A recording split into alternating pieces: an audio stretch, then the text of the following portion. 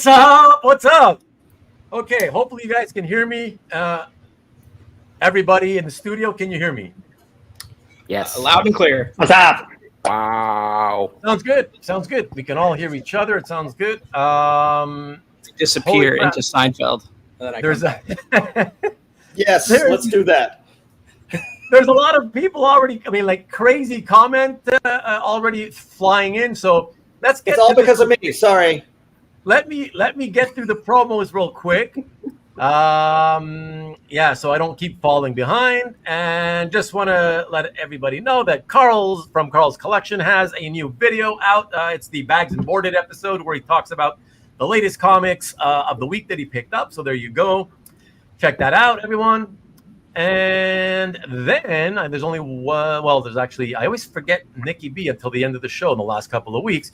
But this time I'm not going to forget Nick. But before I go to Nick, let me jump in and let you know that Lee has come out with a 2-part video.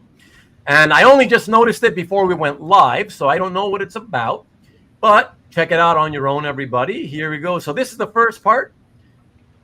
Should be the link to the first part. And then this should be the second part. So please check that out and yeah, see how that goes. I appreciate it if you would give him a like as well. Lee's got the tiniest channel of all of us, so he could use some more support. Now let's see. Yes. Now before I forget again, of course. Now Nikki B. So here's the URL for Nikki B's show, the EXP. Nick, sorry, but I didn't get anybody sending me the URL to the episode. I'm assuming you guys did not schedule it yet. But let me throw up the thumbnail for you. Here you go. So everybody, please check out Nick's show, the EXP, the Original Art Experience, this Friday and every Friday at 7 p.m. Eastern, 4 o'clock Pacific, where you can not only chat and be chatted with, but have the opportunity to buy, or I should say claim. It's a claim style art sales show, so you can get mostly, more often than not, affordable, lower priced art, and in addition to sometimes occasionally higher priced art as well. So do that. Does he change the thumbnail every week? Is that is that like the same thumbnail, or does the art change every week in his thumbnail? Well, I use the same. Sometimes they change it up. Right, okay. Like I think last week there was. It's a good way to get like a I just always show the same thumbnail for him because, like I said, no, they rarely send. They never send me a thumbnail if they want. That's more of a promo graphic than a thumbnail specific show like thumbnail. So he never ages. Yeah, well, like I said, he never asked me to do that. I did that on my own. And I clipped it from one of his videos, so it's like I went to the trouble to do that. So if they want to, if they want to send me their own thumbnails that I could use, I'd be happy to take them. So you know what to do, Nick and Jay, if you're listening. Yeah. So there you go. So thank you for allowing me that, everybody. And yeah, man, let's just jump in and say hello to everyone because there's a ton of comments. All right, Mr. Redjack, I don't know if you're still here anymore because I know you came in about an hour ago. But thank you, as always, for welcoming everybody. And, of course, the first person to speak other than that would be the guy who's already in the studio, naturally. Sorry, Ruben and Roundtable, I won't be able to watch tonight. Hope it's great. Of course it's going to be great. You already know that. The question is, will you actually come back and watch on Rewind? But, okay, Corey, no worries. Thank you very much. I appreciate you. Let's see what we got. Okay, let me wade through all the Hart comments because that's a little bit more difficult to do. Marcus, what's up? I came here for Mr. Harrison Ford. Well, I never promised you that Mr. Harrison Ford would be a guest, but I'll get to that in a couple of minutes.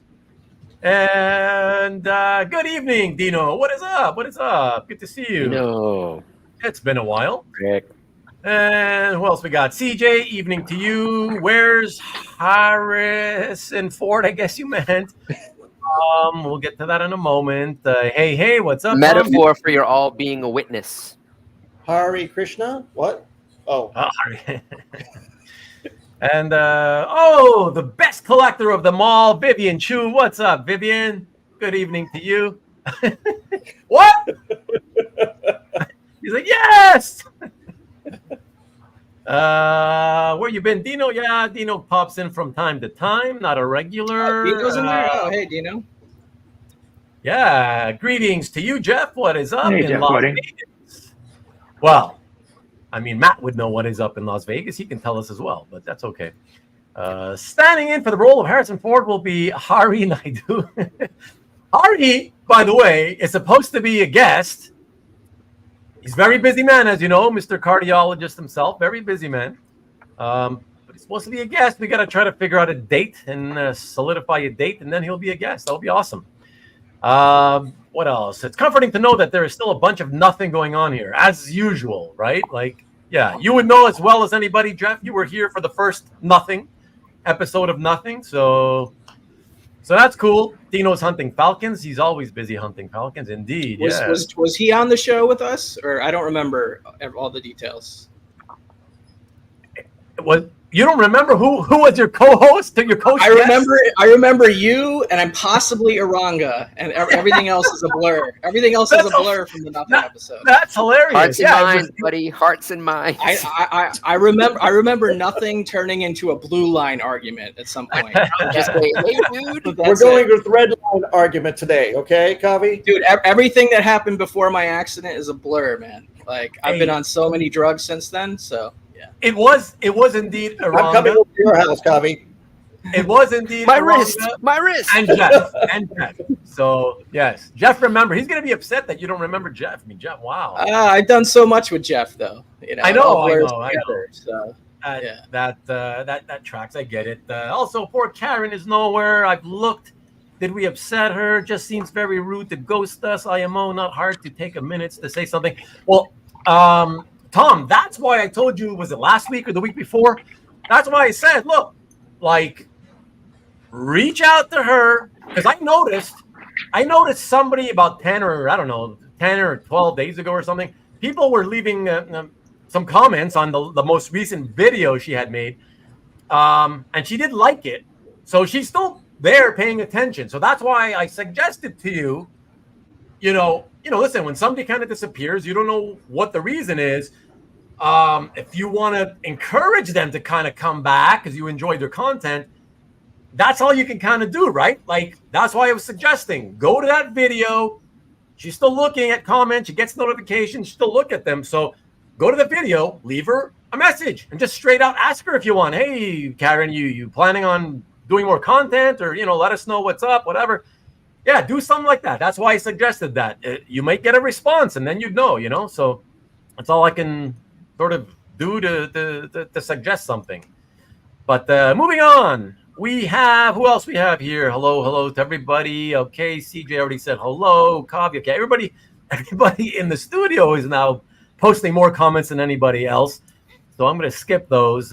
Busy, sure, but there's time to comment from 8 to 11 p.m. There is. But still, I would suggest do what I say.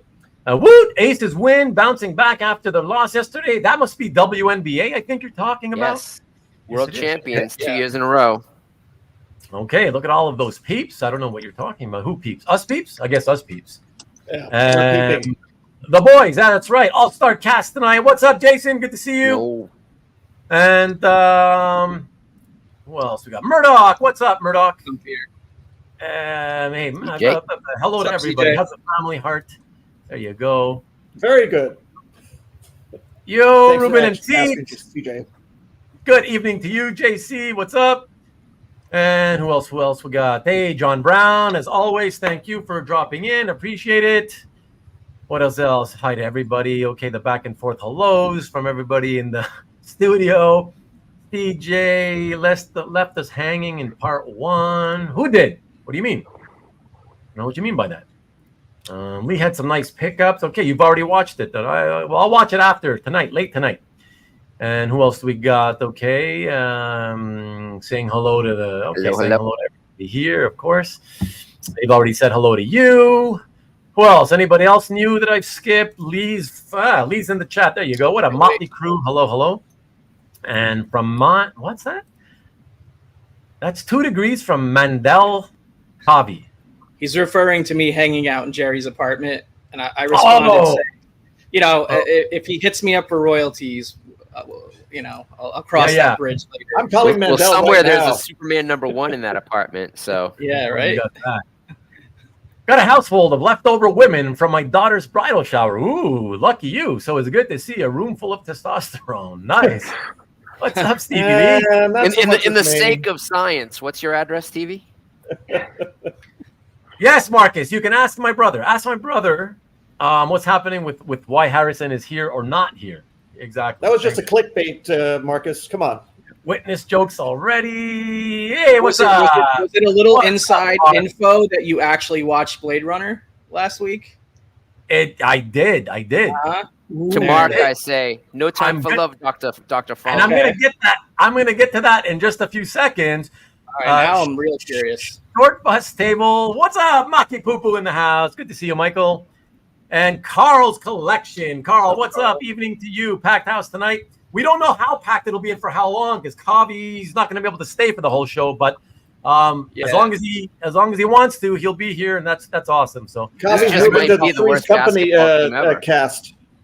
What's that? I was saying that Kavi's going to move over to the Three's Company's cast any minute. Oh, I got some other backgrounds. Mr. Roper's showing up, You never know. As long as I get to be Ralph Furley. Oh, there you go. All right. So, okay. So first thing on the docket for tonight's episode about nothing. For those of you watching, and by the way, hello to those of you watching on Rewind. Appreciate you guys and gals as well. And so for those of you who aren't aware, maybe you didn't see it, about I don't know, a year and a half ago or something like that. You can always find it in my playlist of Comic Art Roundtable episodes. There are only 9. Tonight is the 9th one, so it shouldn't be hard to find. But I believe it was the 4th one, episode number 4 of this series, the Roundtable series. It was subtitled "The Episode About Nothing," and what the reason we did that, the reason I did that is, quite frankly, that week I couldn't get a guest to do a a show and tell episode, and so I had to come up with something. And I emailed a few friends of mine, and Kavi, Jeff Wedding in the chat. Iranga, and asked them if they'd be available to drop in just to hang out. And so we turned it into a roundtable episode. But since we had nothing planned, it was very last minute. That's why we entitled it "The Episode About Nothing," because we literally had nothing to talk about that was planned ahead of time, and we just kind of did it on the fly as we went live. And other than a couple of minor hiccups throughout the episode, it went pretty well for something that was completely unplanned. And so tonight, that was the reason that this happened again. Quite frankly, I don't mind telling you the truth. I always tell you the truth, guys. That's a similar thing happened. I've been reaching out to quite a few people, inviting them to do show and tells. But these last 2 weeks, I've just had bad luck where most people have gotten back to me. But most people this time have been sort of on the fence saying, yeah, I want to do it, but okay, let me get back to you on a date. And then I haven't been able to get, a date from them or whatever. So time kind of ran out, and I thought, okay, you know what? Let me see if I can grab a few friends and once again do another episode about nothing. So that's what we're here to do. And to start off tonight's nothing episode, actually, I want you all to know the reason why I decorated the thumbnail for tonight's episode with this, right? It's the sequel to the episode about nothing. And of course, you see me pointing to my good friend Harrison Ford there next to me. And for those of you who didn't notice, Tom was a late invitee. So the thumbnail was already made. So that's why he's not there. But for those of you who didn't notice, maybe even Matt and Hart didn't notice, but Matt and Hart are there as well.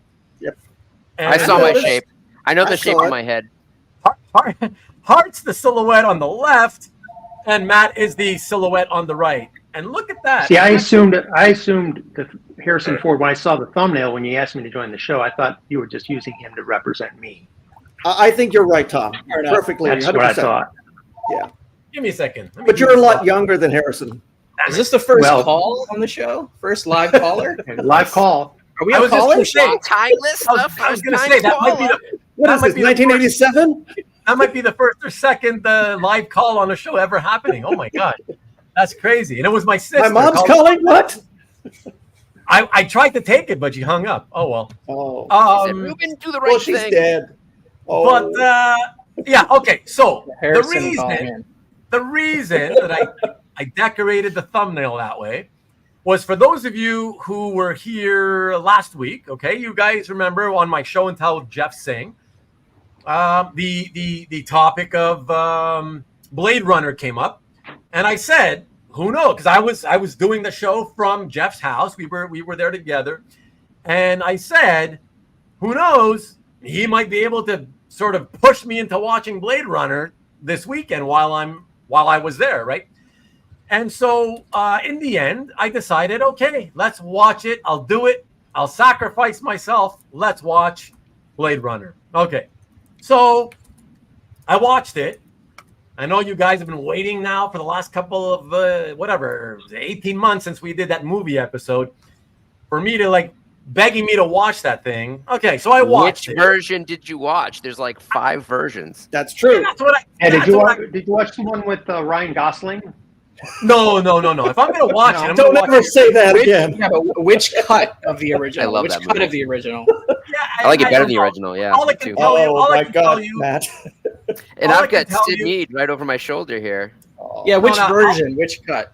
all I can tell you is that he had the box set was in the shape of a briefcase, really nifty. I remember and that. cool and Is that the Very- inner monologue? very tchotchke-ish, But yeah, I don't know if it had. It had multiple CDs in it, so I guess he had multiple versions. So I don't know which one we watched, Yep. but he told me there were multiple cuts of it or whatever. Was And there then a we just unicorn watched- at the end? Was it what? Was there a unicorn at the Yeah, end? yeah. That's a director's cut. That's the director's Okay, yeah. We watched that one because Jeff had been wearing a T-shirt with the unicorn symbol on it. See, and so I guess that's why he decided. Okay, well. So no voiceover in that one, right? Yeah. I like the voiceover. I do like the Voiceover? voiceover too. I like the voiceover too. Voiceover from who? Yeah, so Harrison. the one that you saw does not have the Harrison Ford voiceover. Oh no. Yeah, His inner so the original monologue. theatrical release had the voiceover, and some people hate that, and some people love it. It was the Okay. first version I saw. I actually like it. I think it plays more like a Raymond Chandler Right. type film, making it an actual future noir that is removed when you remove the voiceover in the director's cut. But I also understand Oh, somebody- voiceover that isn't ironic can detract from the storytelling mechanic. That's his internet, right? Not mine. Or- Yeah, that's it. I'm hoping that's his. Yeah.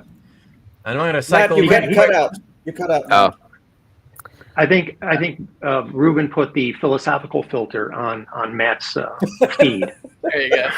Just shut it. I haven't even gotten into Pegasus yet. Is this But Clash of anyways, Titans? What? So to get on with the quick anecdote, so we watched it, and I don't want to go off on a friggin' big tangent or whatever, but Uh-oh. But come on, dude. Seriously, okay, I have to ask all of you, have any of you watched it as adults and not just when you were kids? Because I have. I watched it Yeah. now for the first time, not as a kid, so I have no rose-colored glasses, right? I tried to be objective about it, right? Never. I don't have any childhood feelings about it, and I will say, listen. I'll tell you this straight out. I'm not going to say I hated it because I didn't hate it, but I also can't say, oh, I like this. I didn't like it particularly. I'll tell you the one word that kept running through my head throughout was it's kind of boring. Like, when is anything going to happen here? Like, I can't, like, people keep talking, like, raving. You know, remember Neon Dragon on that show he was on with me, and he was like, oh, it's my favorite movie of all time. It's the like greatest thing, you know, since sliced bread. So, of course, I'm expecting some unbelievable shit to happen. And really... Ruben, do you like film noir? Huh? Do you like film noir? I mean, or crime noir movies? I love film noir. That was not film noir, but let me finish. Okay. Let me just I mean, finish. it's not like it's not like Jim Cameron's Aliens, right? It's not like a heart-stopping beginning to end type of film. Aliens was good. I really liked Aliens. Yeah. But so here's the thing. I will say, just to give. Okay, well, let me say one more negative aspect. So just like Star Wars, once again, Harrison Ford's acting is crap. He's shit. I don't get it. He is so shit as an actor.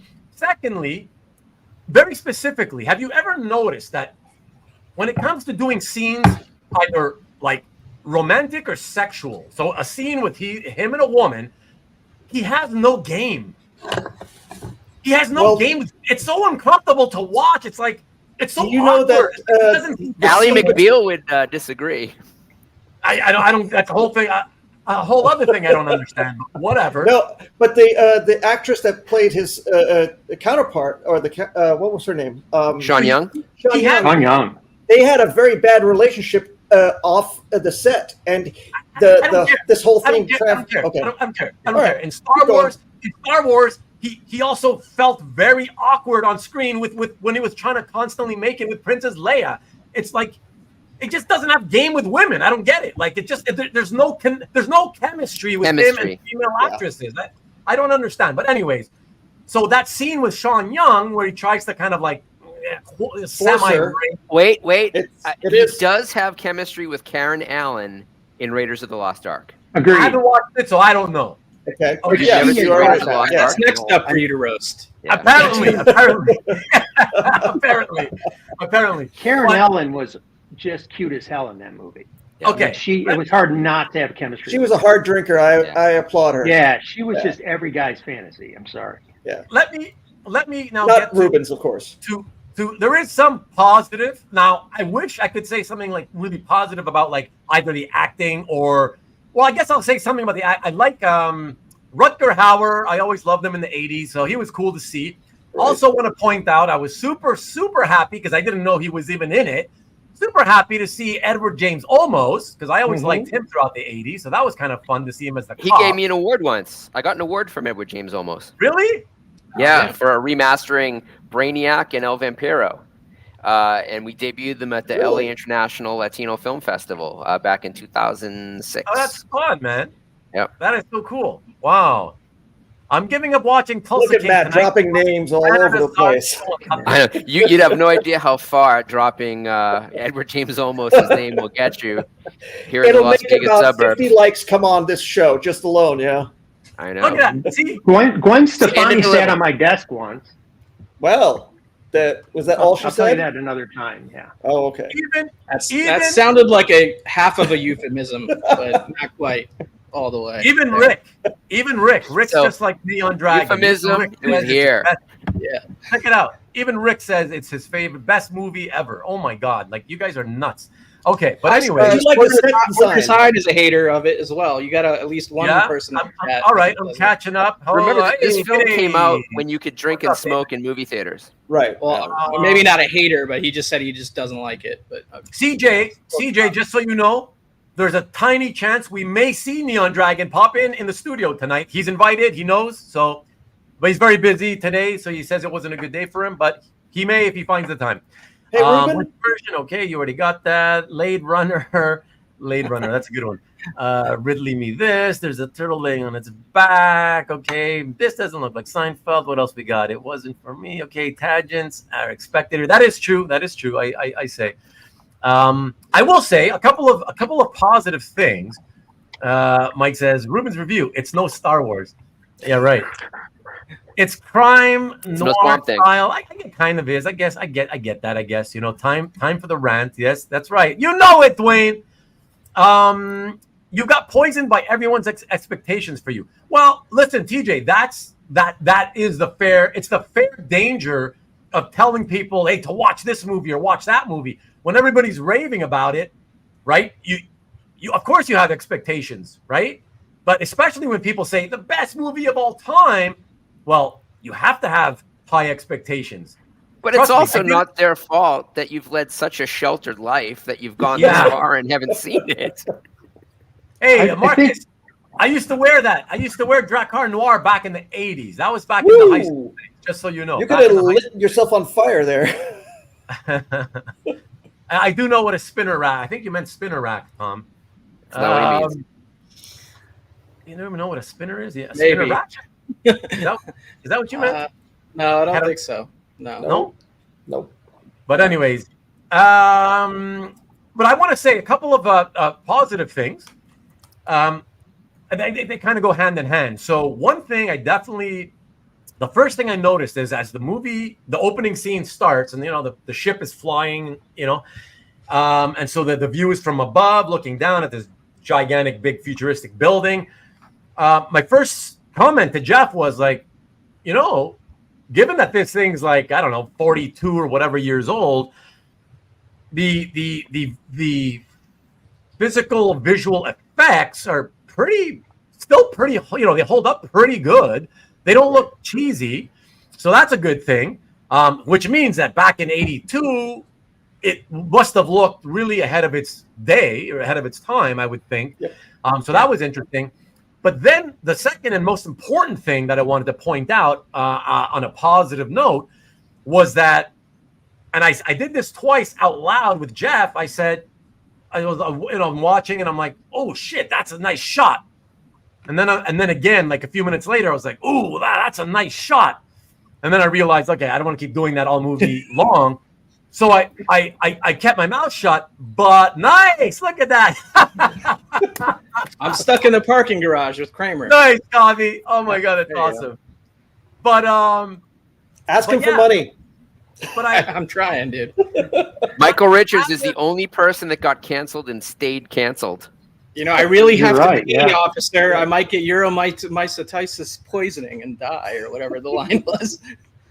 Yeah. But I just want to say that rather than continuing to mention that out loud, I have to say I did throughout the movie keep thinking like, oh yeah, it's a nice shot. So bottom line is the lighting and cinematography I thought were outstanding, like really truly outstanding stuff. And it's funny because you guys mentioned film noir, and the only other time I ever found myself saying, oh man, like nice shot, look at the lighting, it's awesome, is when I watch my film noir stuff. I don't typically find I notice it like as much as I did on Blade Runner with color modern era movies. So that's Did Jeff ever express his opinion on the sequel film, like the more recent film 2049? Like, has he? I liked it even better. I liked it. That was a beautiful film.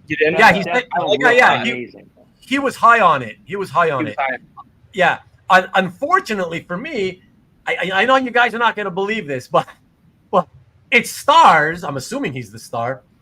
It stars the modern day equivalent to what I think of Harrison Ford.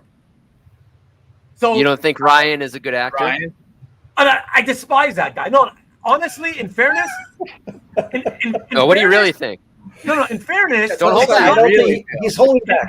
In fairness, it's not his acting because I haven't really. I like Harrison Ford. I avoid anything he's in, right? So I avoid stuff that he's in.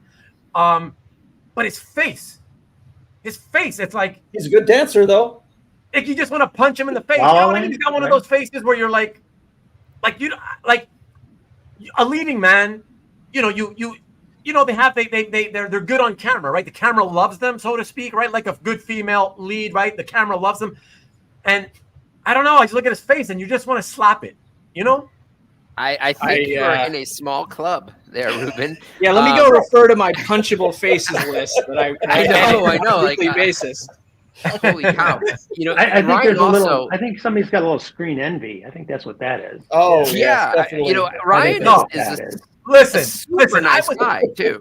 In 1989, I was like the first person who told friends, "Hey, man, you ever hear this guy Brad Pitt? Oh shit, he's awesome, man. He looks fantastic." So I have no problem telling you when a guy looks good, but you know how the entertainment media always seems to, like, when they do interviews and stuff, they always claim that the interviewee is like one of the most beautiful actresses on the planet or actors on the planet. Like, they always, the media always tries to make Hollywood people, like everybody, seem like they're all beautiful. Like there's no sort of so-so looking people in Hollywood. Like everybody's beautiful, and it's such bullshit. Anyways, to me, he's got a face that, like, yeah, it's just annoying. I don't want to see him. He would be okay as like a background kind of, character actor. I don't get the lead actor guy. And again, the media is constantly, oh yeah, one of the most gorgeous hunks in Hollywood. I'm like, what? Like, But you do like- find Brad Pitt attractive. I just want to make sure I got that clear. Yeah, Brad Pitt. Brad Okay, Pitt's all right. I'm calling Brad right now. he's super handsome. Like, and from a young guy, like, in his 20s to now in his late 50s or whatever, however old he is, still looks fantastic. So. And Brad, You know, not a super personable individual. Yeah, I don't know about that. I'm just saying, people you want to see on screen. I'm just kind of saying. Same from thing that about Johnny Depp, right? He's No, kind Johnny of Depp's a great empty. guy. I thought he was. I've heard that he's very empty outside of his characters because he No, super nice guy. really because Yeah, I've got amazing in person. a negative. Hey, do you guys agree with Mark's comment here that Blade Runner Yes. was an exercise in world building, costume design, Yes. art direction, and atmospheric music? Mhm. Yeah, If you ever thinking man listen to the sci-fi soundtrack, film.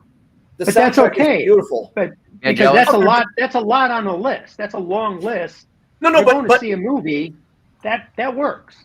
no, yeah, but okay, but you notice that all of those things that he mentions, none of them have to do with, the story and the acting, and that to me is really more what I look I for. thought I want the to have. story was. I You've want seen to have Titanic, a great right? story. I want to have a great, fun story that keeps me engaged all the way with acting that I really like, right? So that doesn't, and that's.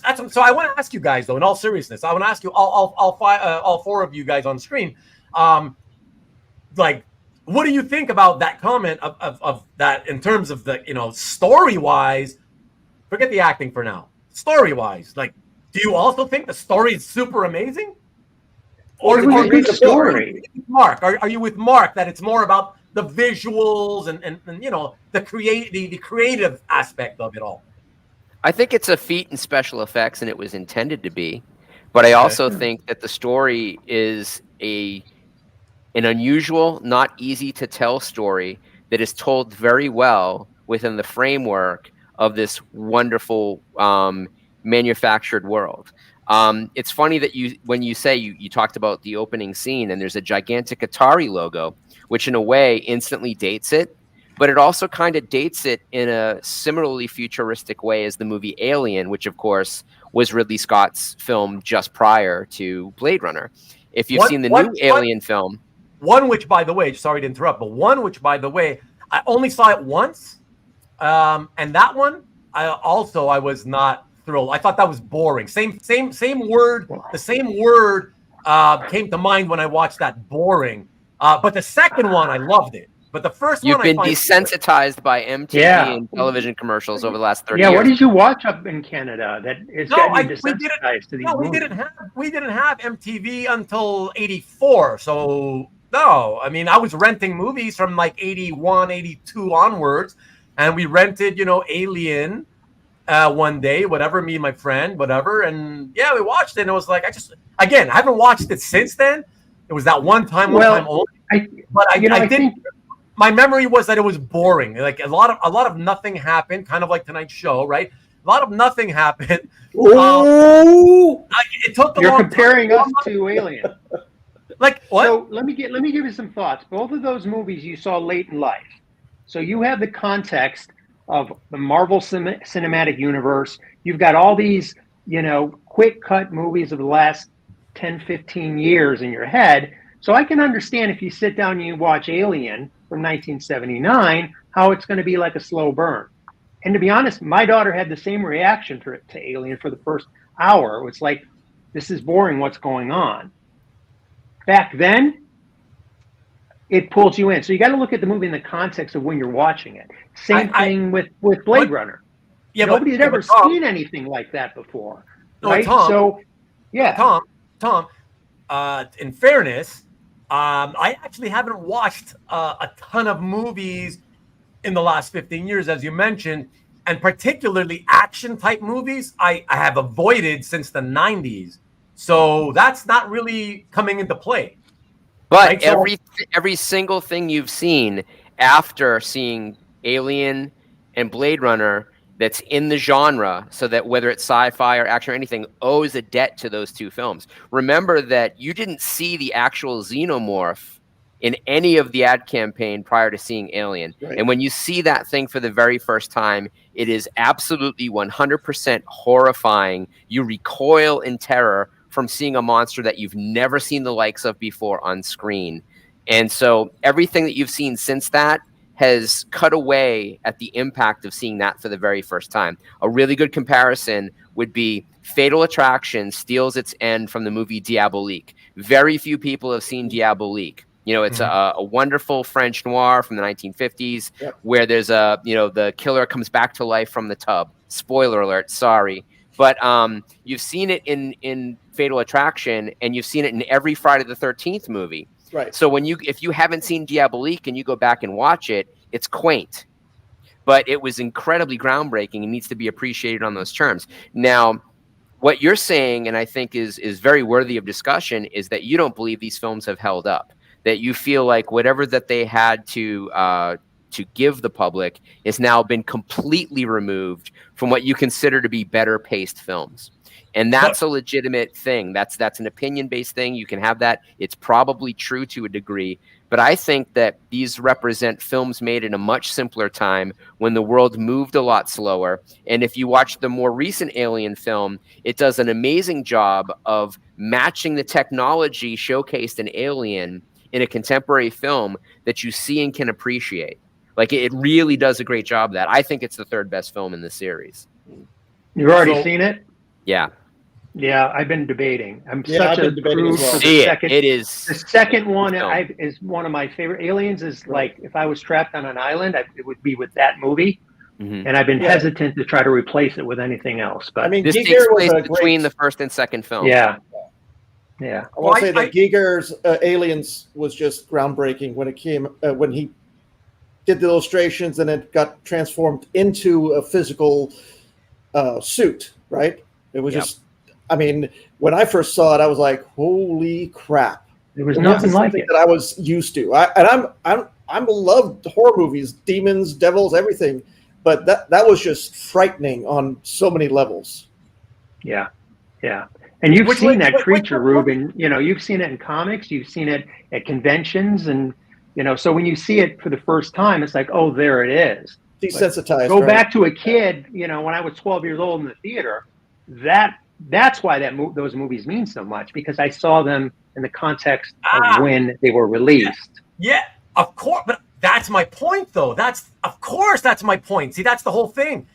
Is this is what I keep arguing about, is that when you guys, I'm not you, Tom, of course, but all the regular guys who had been, busting my chops for like a year and a half since we did an episode on movies, and these guys were like, "Oh my God, I can't believe you haven't seen Blade Runner. It's the best. Blade Runner.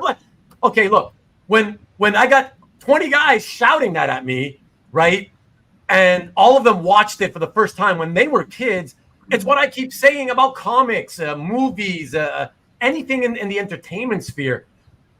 That's my point, is that I keep saying the reason you guys keep thinking it's the best thing since sliced bread is because you cannot separate yourself, having seen it as children.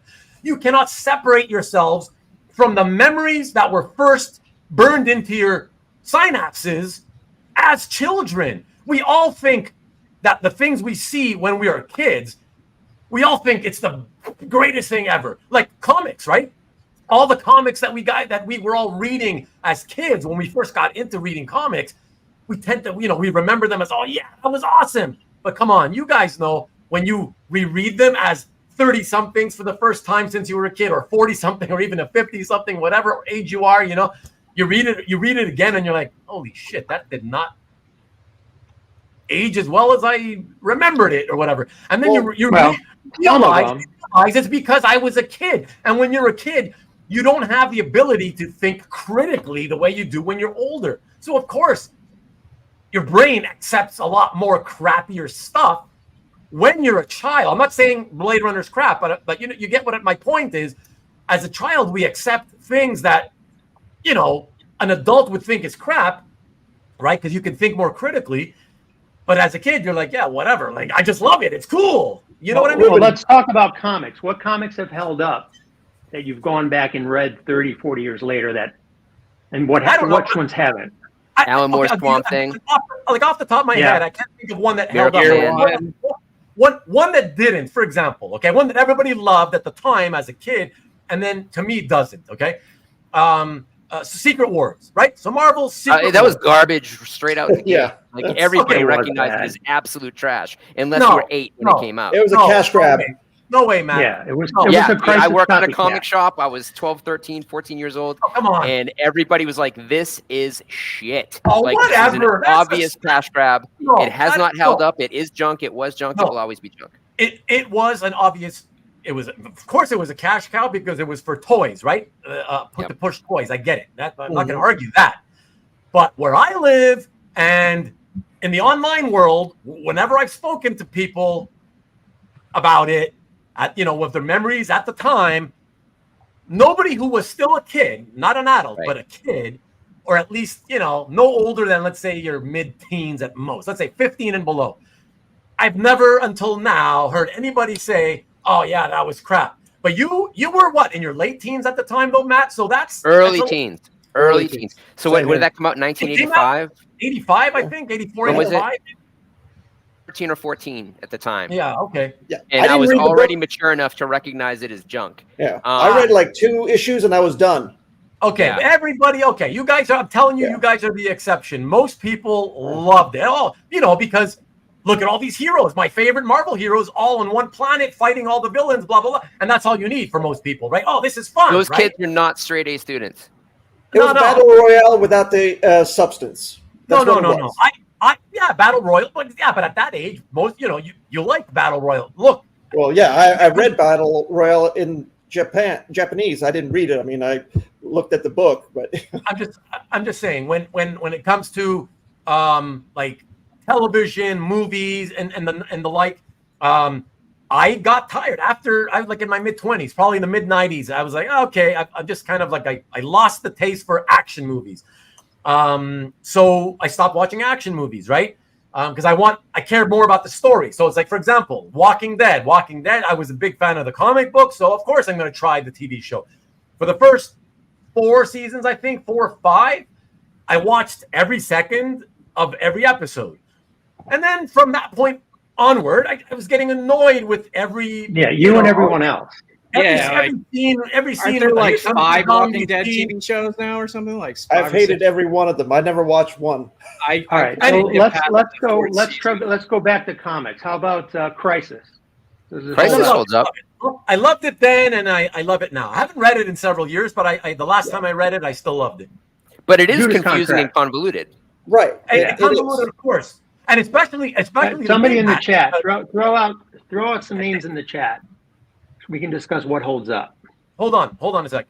Matt, I just want to say, especially to me, but I loved it in spite of the fact that I felt it was convoluted. But keep in mind, I was like 80% Marvel at the time, 20%-ish, DC. So while I recognized a lot of the characters visually, I mean, a lot of them, I didn't know what their powers were. I didn't know any of their backstories, right? And I still loved it in spite of that, Same. Absolute 100% same. I think a really cogent comparison would be like Watchmen to Dark Knight Returns. I think Watchmen fully holds up, and I think Dark Knight Returns reads like bad Death Wish. Like when you go back and read it as an adult, it's stupid, it's immature, and it's completely unrealistic. It completely breaks the established parameters of what these characters are. To a degree, I would say the artwork isn't particularly very good, but it's also stylized. I reread Year One every year, but Dark Knight amazing. Dark Knight Returns I only reread like every 5-6 years or something like that since I first read it. And you lose a little bit more every time, right? Like you're like, I mean, I still have a strong fondness and appreciation for it, but not to the degree as I do for Year One, I guess. Yeah, if that makes sense. Hey, Ruben, I've got a question that I want to pose to you. Going back to Blade Runner. Let me just Matt, answer Lee first real quick and say, yes, Lee, I enjoyed Terminator, but I enjoyed Terminator 2 more than the first one. Not the director's cut, though. How about the 17 sequels since that no one has seen? No. That's man. I wouldn't even bother. I know. The commentary track for T3 is amazing. If like whoever was running against Arnold Schwarzenegger for governor should have just run portions of that as their only campaign, and he would not have gotten reelected. Like the incredibly like misogynistic things he says in that commentary are worth every penny. Track it down, listen to it. It is amazing. All right. Who was in Midnight Run? And remind me. Charles Grodin and Robert De Niro. Yeah. Right. What was it about, real quick? An accountant for the mob who is out on bail, and you've got a bounty hunter trying to collect on it, with competing bounty hunters trying to collect on it, and he has to try to get him across country to not miss the bail. If I saw it, Tom, it was as a kid, and I don't remember, but I think there's a chance I have not seen that one, actually. It holds up. It really does. It's a wonderful script, and it's wonderfully realized by the cast. Has a great Ry Cooder soundtrack, which kind of adds to the aloofness of the adventure. Okay. Nice. I like the way he puts it. Look, it's like I know. It's like he's reading. All right, I'm out. Hey, I do this for a living, you know. Like, I mean, I was the film critic. Do you have a script there, Matt? Because I just think. Oh wait. I think he's on a teleprompter myself. So, Ruben, can I ask you the question? Of course. Okay, so for Blade Runner, Matt, you can back me up if you've already read this, but there's a book called Future Noir: The Making of Blade Runner. Yeah. And it is a great book. My wife recommended it to me, and I read it. I sat down, I read the whole thing in about a week. Usually that's quick for me. Usually I'm like 3 months out, right? But it was so brilliant. I think the author's name is Salmon I forget. Something like that. But Future Noir. Yeah. I would recommend that book to you, Ruben, because that would give you a better idea. I know you don't read. Sorry. Okay, fine. I don't care enough. It's not a movie I care enough about. I don't care at all, actually. I don't care about it. I want to read a book about why it's so great. Like, he was a unit publicist, so that's what he was on the set while they were shooting it, and so he had amazing access to everybody. So he's kind of like the living historian of that film and several other films, and all of his books are very in depth. He's a great writer. He's very compelling in the way that he can turn a phrase. But his breadth of knowledge that goes behind the scenes on the projects that he worked on were great. He used to stop in Hollywood Book and Poster when I worked there, you know, in the 90s and going into the very early 2000s. And he's a really, really smart dude. But his access as a kind of archivist is incredible. And so it's even worth reading if you don't particularly like the film, because it talks about the state of filmmaking at that time and what made everything kind of so different about that production, which then changed the entire industry from that point forward. Yeah, that was a brilliant book. And we found it in a used bookstore in Burbank. I mean, the funny things, the owner of the used bookstore said that he was there a week or 2 weeks ago to sign some books, but he didn't sign that book, which was kind of, you know, I was like, you know, that would have been cool to have that, but at least we have a book that, you know, was in the same store, I guess, you know, but it's in our collection. I want to point out that Mickey says that he disagreed to my comment about, you know, but you're taking it a bit out of context, Mickey. I'm not saying that everybody that only sees it for the first time as an adult is going to say think of it like what I'm thinking of it, right? I'm just saying, most of the time, more often than not, if you will, when we see things as children that we liked, we're things that are not so good in quality, let's say, we are much more likely to think that they're good, even if they're not really good, when we see them for the first time as kids. That's what I'm saying. I'm not saying that it's guaranteed if you only see it as an adult for the first time that you will recognize that, oh, it's not good. Of course, it could still be good. But again, I want to say that, like what Mark Fong was saying and what you guys are kind of saying about this book, it still leads me to believe that really with the greatness of this film is far, far more about the visual aspect of it all and the creation of it. It's not the story necessarily, never mind the acting. That's what I'm going to put out there. Because I'm somewhere in the middle where it's like I've only seen the original Blade Runner, the 3 main cuts that I was aware of when I first saw it. So I've only seen the original cut, whatever that in-between cut was, and a director's cut. And that's it. You know, I've never rewatched it beyond that, but I guess technically I've seen it 3 times, just kind of 3 slightly different ways. And I actually, you know, my generation, I think, connects more with the sequel movie just because of the way that, you know, that movie was presented, I suppose. But then again, like, I watched the original Star Wars films from the 70s and early 80s, like their comfort food, like over and over and over. And I don't think Blade Runner is that kind of film. You know, it's not that kind of film where you're going to just rewatch it and rewatch it and rewatch it to death. I think even people who are huge fans of it are not going to be doing that. It's just a different type of genre. I really like the film, but it's never going to be in my like top 20, top 50 or whatever list that I go back to over and over and over and over and over constantly, because it's just not that kind of film for me. But I really do appreciate it on both of those levels. The artistic, visual, and like ahead of its time nature of the film. And then I also thought the story was good, but it's not like at the level of something that I'm going to go into all the side material and stuff like that. Like if there are, comics in the Blade Runner universe, that's not really going to interest me, like beyond the adaptation comics, right? Like the ones that delve into other stories in that universe. It doesn't necessarily appeal to me. Whereas with Star Wars, like I read pretty much everything that exists, right? Because that's like my comfort food from that era. So yeah, I don't know, I'm probably somewhere in the middle of like being an absolute huge fan of it and hating it. So that's, well, I'm gonna get my opinion in here real quick while I can, and then I'll just duck out. Blade Runner is also a world building kind of movie because it's the Wayland Corporation, right? That is an extension to Aliens. That's it just keeps building upon that world and that setting. So you want to learn more about it as you see other parts of the movies or other movies and like Aliens or Alien, so forth, right? So interesting that's the first adaptation of Philip K. Dick. I mean, weird thing to I like the Aliens films more than Blade Runner, the first two personally. Well, I like. There's a documentary out now. It's a 4-hour documentary. Sorry, go ahead. No, I'm just saying I like the second Aliens better than Blade Runner and the first Aliens put together. How about that? Yeah, there's a 4-hour documentary on Aliens. I just finished watching it last week. Alien versus Predator. 4-hour documentary. Yeah, but it's worth it if you love the movie. Oh no, yeah, sure. It's really a good documentary. Yeah, get a pedicure while you're watching. I love documentaries. You can bag a lot of comics while you're watching it. Yeah, there you go, Tom.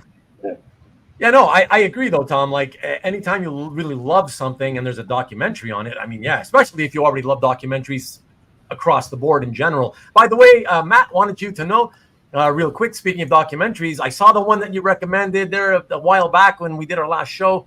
The one about the kids in Hollywood getting abused and stuff. There was the one miniseries of 4 episodes, and then there was the one like hour and 30-minute movie or whatever. Yeah. I saw that one. Yeah, that was good. That's an open secret, and it's an open secret. Go. Yeah. Anybody who likes documentaries and it's about kids being abused, child actors who want to get into the business, and there's so many predators that prey on them. Don't get into business. So it's interesting. Very, very well done. Ambush Bug holds up, says Tom. Well, Ambush Bug's exactly what you expect it to be. It's not meant to be a super pensive thing. It's not meant to be, particularly groundbreaking. I mean, and to that degree, those early Justice Leagues still pretty much hold up. I mean, the humor with the bwahaha gets a little out of hand, but it still serves its purpose. It's a good junk food. I think when we talk about these things, and like I say, if you were 8 or 10 years old and you like Secret Wars, I get it. If you were 15, you probably weren't reading at your age level. Like, I mean, God damn it, I was a good reader. I used to read novels back then. What are you talking about? Romance novels? But no, it's anonymous books. I was plowing through what's his name? Choose Your Own Adventure doesn't matter. Yeah, exactly, Matt. But I was plowing through Stephen King back then. Hey, Stephen King was verbose. That's good. I think that there's, I'm the first guy to say that anything that gets you to read is a good thing. But I think that you have to still grow. And I think when you talk about nostalgia, I just went back and reread one of the first comics I ever bought on the newsstand. It was the issue of Hulk where Jarella gets killed in a battle with the Crypto Man. Yep. And I loved that comic as a kid. I went back and read it. It's not a good comic, but it does capture an amazing, like the first time you've ever seen the Hulk get like emotional, like where the Hulk gets his heart broken. And that was an important thing for me to read as a child at that age, and to a degree prepared me for heartbreak later in life because of the age I was when I read it. Not as succinctly as maybe, it certainly wasn't the slings and arrows of Shakespeare, but there was something to it that I think helped prepare readers. We don't have that in comics now. We don't have comics that are aimed at 8 to 10-year-old kids. We don't have comics that are aimed at anybody under the age of 19. And so I think when we start having conversations about why comics aren't succeeding, we're not looking, the industry is not looking for younger readers anymore. They've completely abandoned them. They've given them up to manga. I've got a question on that, Matt. If you're saying that the comics that are being put out today, let's say the mainstreams, aren't intended for 8 to 10-year-old readers, what do they keep rebooting the universe for? I don't think it's a good idea. I think that they look and they. I mean, who are they targeting when they're rebooting their universe, though? 13-year-old collectors, comic collectors, 19 to 50. Like I the don't people who I don't want to buy copies of number one. I don't think they're really targeting anybody. I think that they expect that the same people who bought this month's comics are going to be the same people who buy next month's relaunch. So I don't think they're targeting. It's just, we can relaunch it. We get a bunch of boosts because of the number one issues in that first month. That'll give us a nice cash flow, whatever. That's what it is, and that's it. And then a few years later, let's do it again. Why not? Like the majority would be collectors, though, right, yeah. Ruben? I mean, that's who buys every time. I mean, anybody that has a monthly subscription or a weekly subscription will be buying that reboot.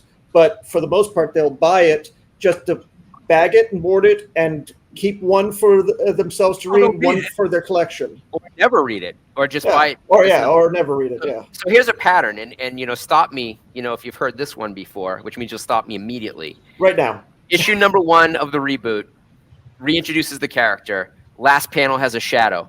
Issue number 2, introduction of a new character, maybe also more of a cameo. Issue number 3, the new character fully appears. Issue number 4, they battle, or they escape. Issue number 5, introduction of a new character. There's a pattern to every single new series that Marvel or DC or any, linear comic is doing, so that they can get interest, so that people buy, so that they have people going back to buy the first issue so that it can go into second printing, and that's where they make their gravy. And it happens again and again and again. Now, that's above and beyond the lowest hanging fruit, which is the variant cover. The low hanging fruit says, I've got a really good artist and I can sell 2,500 issues of this comic because people want this cover by this artist. And if there's 3 artists that are like that, I can sell that same issue to different people. And then you have like 10 copies sometimes of these variant covers where, they're making their money off of the comic shop that partners with their local artist just to sell comics. And half of those, or we'll say 8/10 of those, are never worth any money. And no one's reading them because they only bought them for the cover. Why would you crack it open and read it if you bought it only for the cover? You've already gotten what you paid for. And that's, I think, a very, very dangerous aspect of the industry. Everybody's been saying for years that it's killing comics, except you talk to the publishers and they're like, that's the only place we're making money. Why is it? They're not going after new readers. They're going after the same readers, which get smaller and smaller and smaller as the demographic that's buying monthly comics starts to opt out because they hate the industry. They don't like the stories. They've invested in stuff that isn't worth anything. They end up selling their whole collections. This happens again and again, and every time there's like a hype, that you get a little bit more people and more people fall off, a little more people and more people fall off. And this pattern is leading to, the circulation numbers being about 1/10 of what they were before the 90s when they went crazy. So, I mean, there's a lot of problems with the industry, but I think they all lead to the fact that no one is going after new readers. They're not average. I mean, if you're going to create characters for a demographic, then that demographic has to be aware of the comics. You have to market to them and they should be buying them. They're not doing that. So they're interjecting characters with a certain story arc that isn't interesting to the people that were already there, with this idea that those people are undeserving of the product, like where they're at a completely different philosophy of the readership, and that's not smart business. Now, you can argue that that people who don't want these changes have specific reasons for not wanting them. You can say that they're bad people, whatever you want to say, but the fact is that they were reading that comic and they didn't change. The people writing and giving them that comic decided that they weren't a worthy demographic of the comic that was being produced. And so when they leave, the publishers have no recourse except to say, well, we don't want to sell comics to them anyways. Well, who are you going to sell comics to? I have a question for Tom. Tom, we're talking about comics series that stand the test of time. To me, Jeff Johns' GL is one of them. Do you agree, disagree, what? Yeah, and I mentioned something to somebody recently. I broke my heart when Hal Jordan was made the bad guy of the DC universe. Right. I thought that was just a bad path. I understand they were trying to break molds with Batman and break molds with Superman, the death of Superman and the Dark Knight. But that whole thing with Parallax was terrible. So as a huge Green Lantern fan, seeing what Jeff Johns did was to fix it was tremendous. And I've read that twice. Yeah, so have I. Yeah, and I think Jeff Johns ought to stay out of TV, and he shouldn't have touched Watchmen. Yeah. But I owe him a big debt of gratitude. I think all Green Lantern fans. Yeah. The GL Rebirth that he brought back was just like beautiful to me. I mean, it's one of the greatest feelings when I read it was inside of me at that moment when I read, Hal coming back, the way he came back, and then the GLC, everybody kind of being solidified back to where they were started. So that was great. And you could tell Jeff loved the character. Yeah. I mean, what he created around that. I'm looking forward to the series. It sounds like it's going to be more of the traveling heroes with Jon Stewart and Hal Jordan. I'm glad Hal Jordan is in the series. Mm-hmm. If you remember the first iteration of the HBO series, Hal Jordan wasn't going to be in it because of the perception that Ryan Reynolds had ruined him. Right. And but a credit to the new leadership over at DC for saying no, Hal Jordan is Green Lantern. Right. Well, the core is also very important to the story. I mean, it's not only about Hal, but Hal is a big component of the core. But the core makes the family for me. Yeah. I mean, it's very heartwarming to see that a group of individuals, aliens and humans and everything in between, can work together to make the universes better. That's we all want that good message. Yeah. I just want to jump in here just real quick because I momentarily mentioned that documentary about the kids, abused kids in Hollywood. Lee says, I didn't know about the abuser's history till I saw that show, and then I know him. Like, that's crazy, dude. Holy shit. Wow. But also, I want to say something. There's a person in the comic art collecting community who has the exact same name. Brian Peck. Oh, right. So the Brian Peck that we know from CAF is not the Brian Peck that was showcased in that documentary, who has gone to jail, who is a convicted child molester, who then got rehired back by Nickelodeon. Although he was a regular staple on the horror and comic convention circuit for decades. So he was in, the X-Men films quite famously because he was very good friends with Bryan Singer, but he's also one of the punk rock guys in Return of the Living Dead. So he's been doing the convention circuit since the mid 80s. I've seen him shop at places that I used to work at before we knew anything about him. He's a very personable guy. charismatic, and that's how he was able to get access and be such a successful predator. The same way that we could say, and some people have a problem with that, but Michael Jackson and his access to kids. But, without a whole lot of proof there, but a lot of settlements.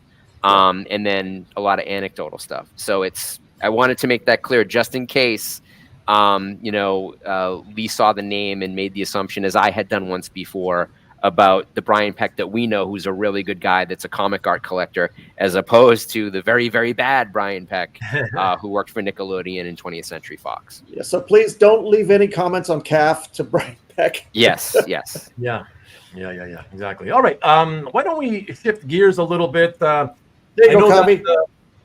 Huh? Sorry, I'm giving a thumbs up to Kavi for finding the Superman statue. Yeah. Okay. Superman statue. Yeah, I know everybody that I had mentioned earlier that, of course, it's the episode about nothing. There is a little something that was pre-planned.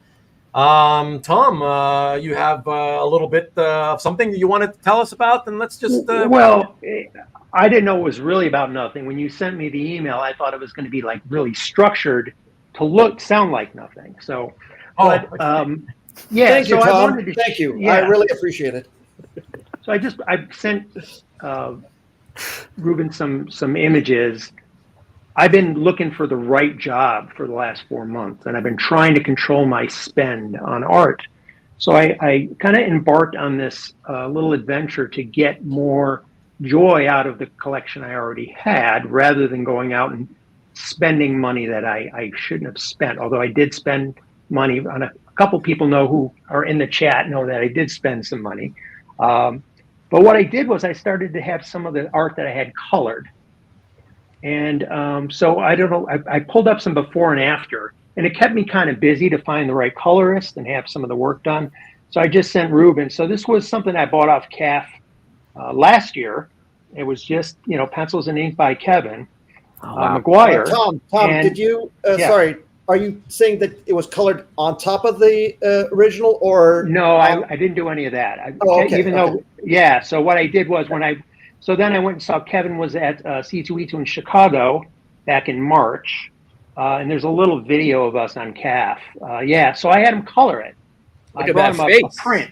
Yeah, I had a print done. Cool. So I had him color it. And it's a way for me to get something new out of my collection. And he charged me like $100 to color. It was really nice. And it's something that he did himself. And he got a kick out of it too. So he enjoyed it. There's a couple other, what's was that? Was it digitally colored, or was it actually? No, he colored it by hand. He used markers. Oh, okay. All right. Cool. Yeah, he used markers. For $100? Holy cow. Yeah, that's... Well, I bought something else from him too. I bought a page for $900. Okay. The only hand-drawn page in his recent Green Lantern. So this is something this always bothered me, that Joe Staton's long run on Green Lantern back in 1981, I think. It started, it was a Gil Kane cover, but it was all Joe Staton art. So I had Joe redraw it last year, 123. And then I had Rich Situ, who's in the community. I think he did some colors for, he might have done the Space Ghost colors for Nick's Dynamite Space Ghost cover. I'm not sure. I think he's done something. But he's out on CAF too, and you can find him on Facebook. So he colored this and added the title to that. So I got a big kick out of that. What else is in there? After this one, we have the Marcio Abreu Batman. So Marcio, he's an artist out of Brazil, and these were just pencils. And I got a kick out of it because when you compare it against the Batman Joker, it's just kind of a nice juxtaposition. But I had a friend of mine who's a tattoo artist digitally color it. He's like, I can do that because I do tattoos. I'm like, dude, coloring comics is a much different. He surprised the hell out of me. So he did a real nice job with that. Tom, do you have a tattoo from this guy, or? I do not. Okay. I do not. But you said he's your tattoo artist. Or he's a tattoo artist. He's a friend who's a tattoo artist. Oh, okay. All right. Okay. Yeah, but no, I got no ink. I'm clean. There's a couple other ones. Resemble that comment. Yeah, there you go. There you go, Kavi. Got a couple more here. So one of my favorite colors, or covers, I should say. I'm thinking colors. I picked this up from Nick. It's a Mike DiCarlo recreation, but it wasn't the same without color.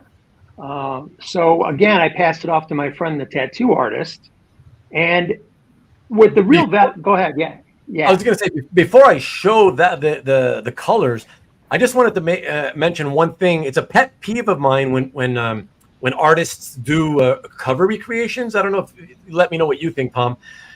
It really bugs the hell out of me when the artist doesn't line the borders, because I feel like the image is too open-ended, and I feel like it just needs that border lined in order to to maintain your focus, into the center of the image. So if it needs, would that be okay for you, Ruben? I mean, if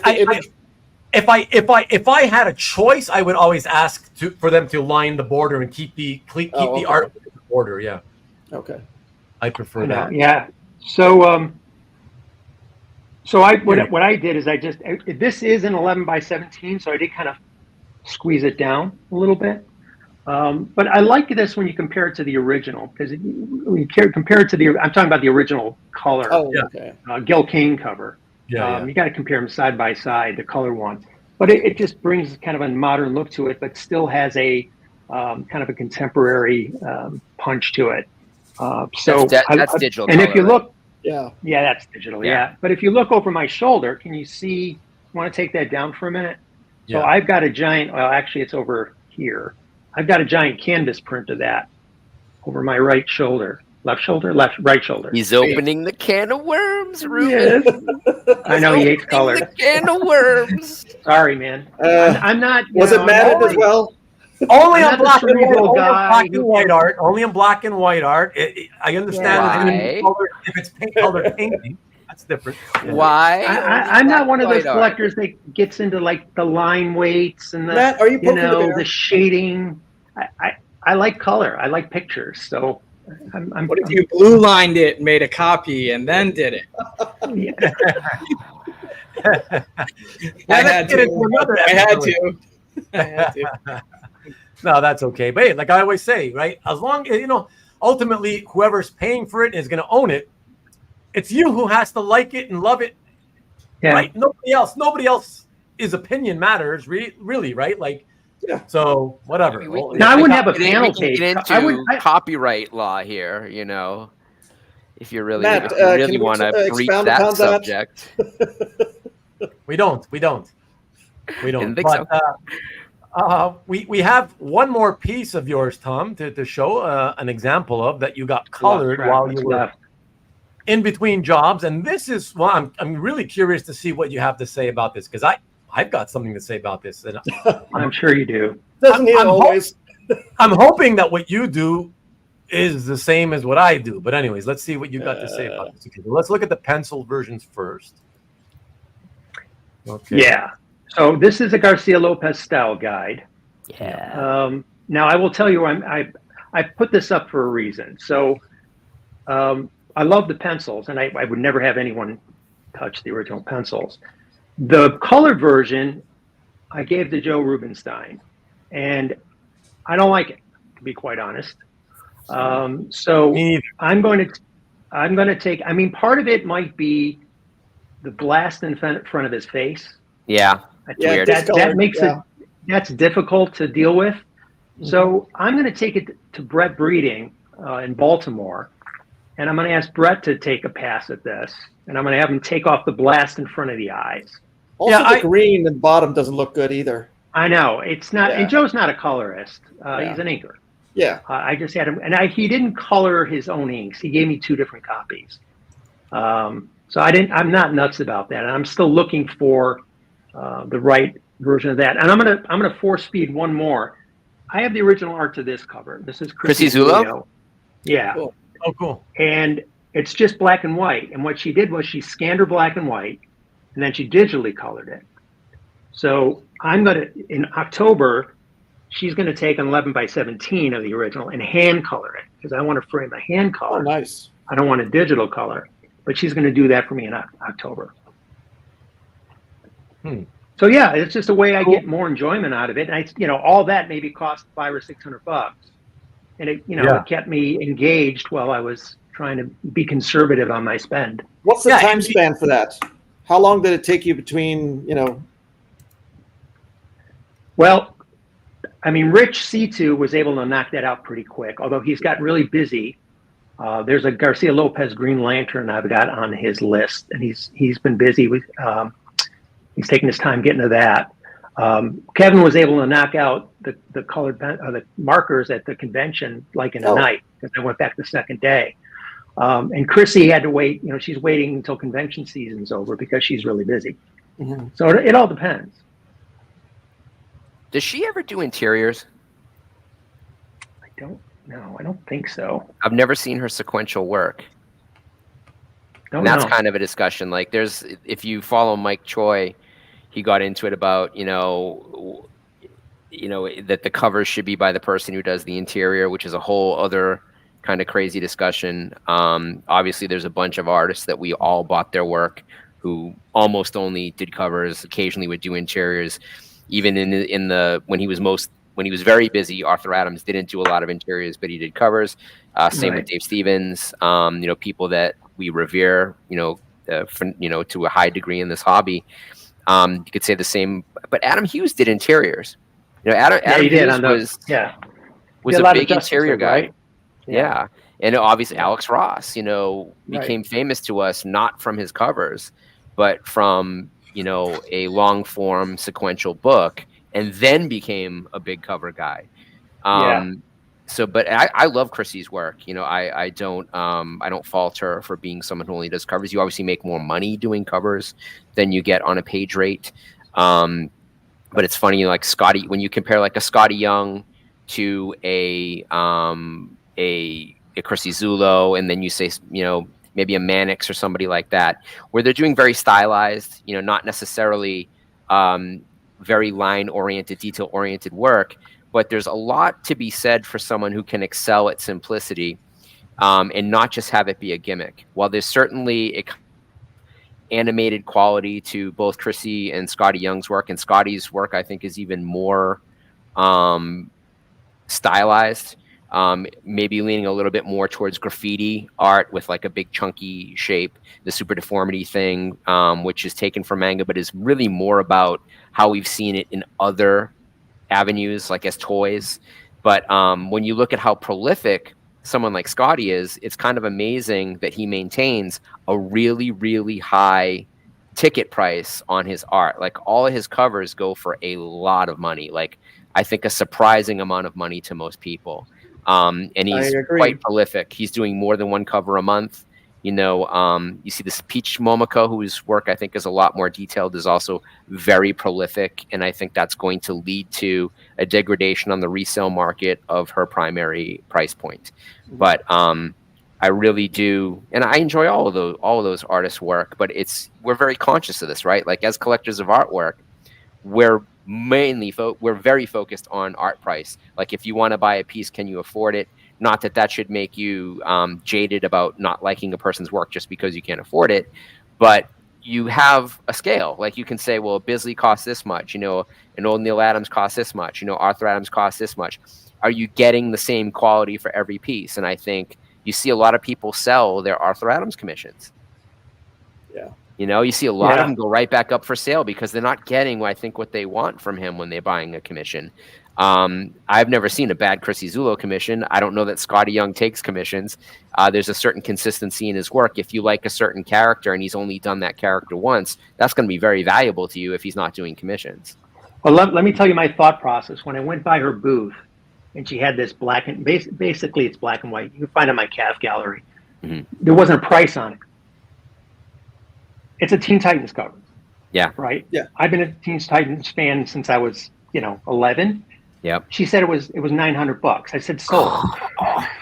It's a Teen Titans cover that I got. Amazing. That's amazing. Right?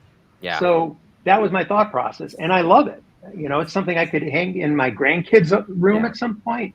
But she's still quite affordable. I mean, these are published covers. I mean, $900 for a cover, that's amazing. If it was $2,000 as a published Teen Titans cover, I could see it.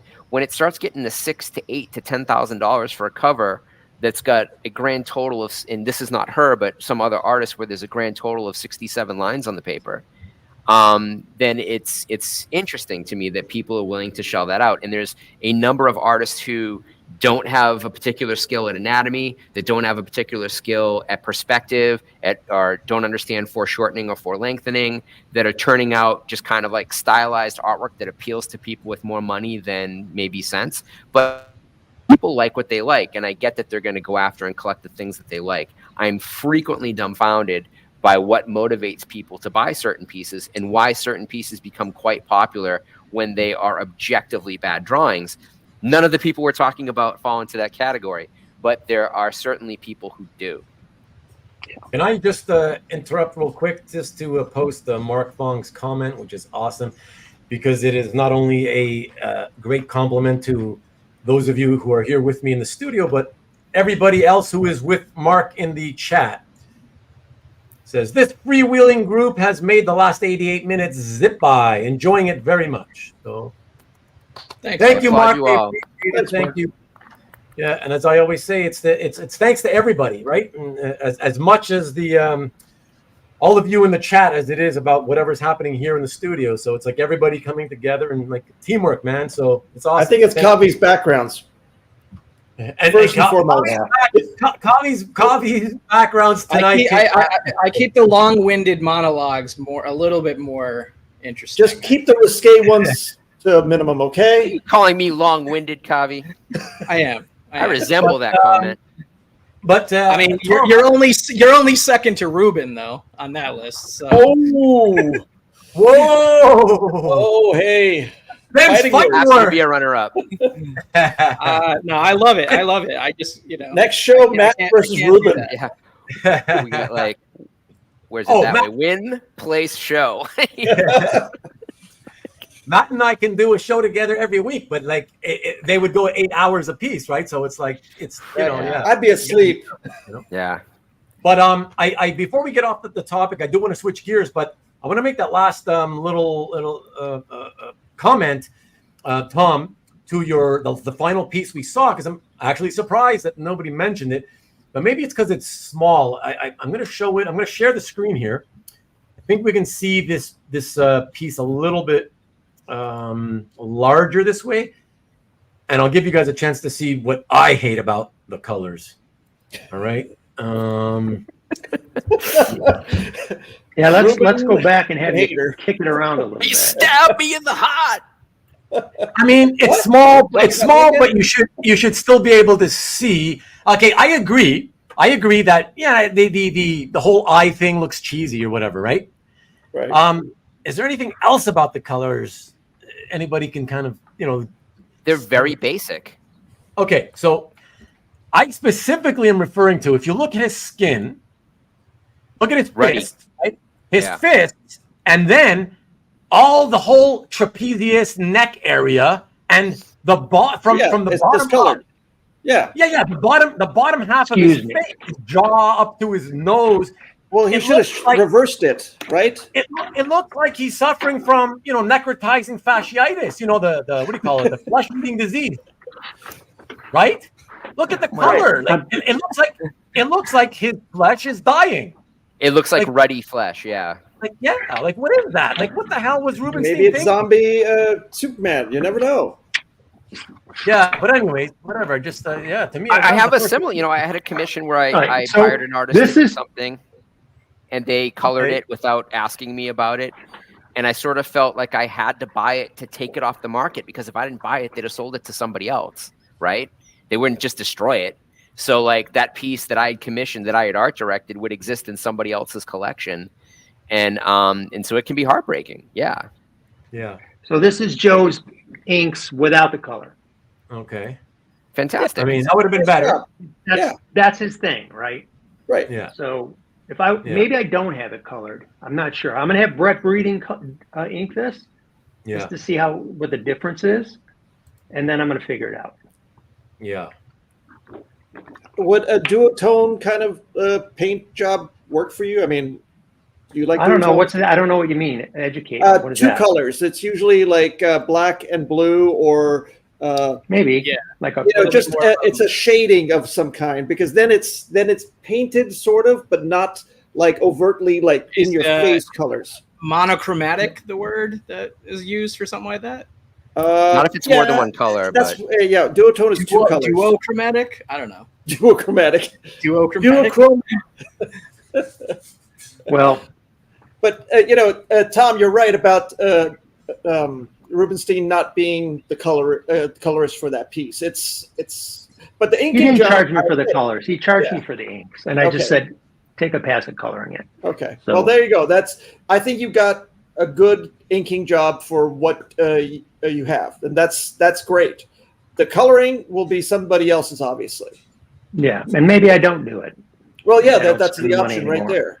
I mean, if you're Yeah. happy with the inks, stick with that, and that's going to be, some other piece will be your next piece. I'm going to let Ruben color it. He only colors. Is he colorblind? I think he is. I'm not sure. That'll even make it more entertaining. He only likes pink. I hear he just likes pink colors. But Tom, in all seriousness, you like the flesh color on that Superman piece? No, I don't. It's not. Yeah, to be honest, I only framed it to take the picture of it for your show. I don't have it framed. Yeah. Oh, you don't have It's going to be burned later on. No. Yeah, I'm going to burn it when I'm done. Yeah. Yeah, there you go. I don't like it. Exercise your demons. Yeah. No, listen. That's what I've always said about commissioning, right? Commissioning artists. I mean, you're not guaranteed anything. That's right. Right? You're not, and that's one of the biggest. That is the biggest risks I've always found. It's one of the risks. It's one of the multiple reasons why I don't like the idea of commissioning, but that's the biggest one. It's like I don't like the unknown that way.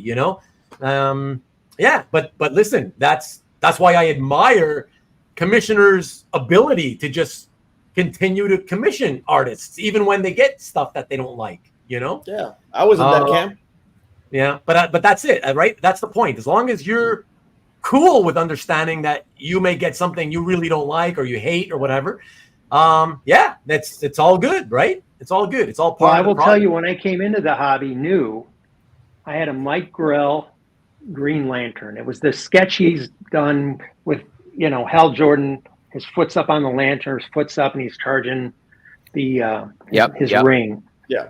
And I made the mistake of sending it to a colorist, and I won't name the name.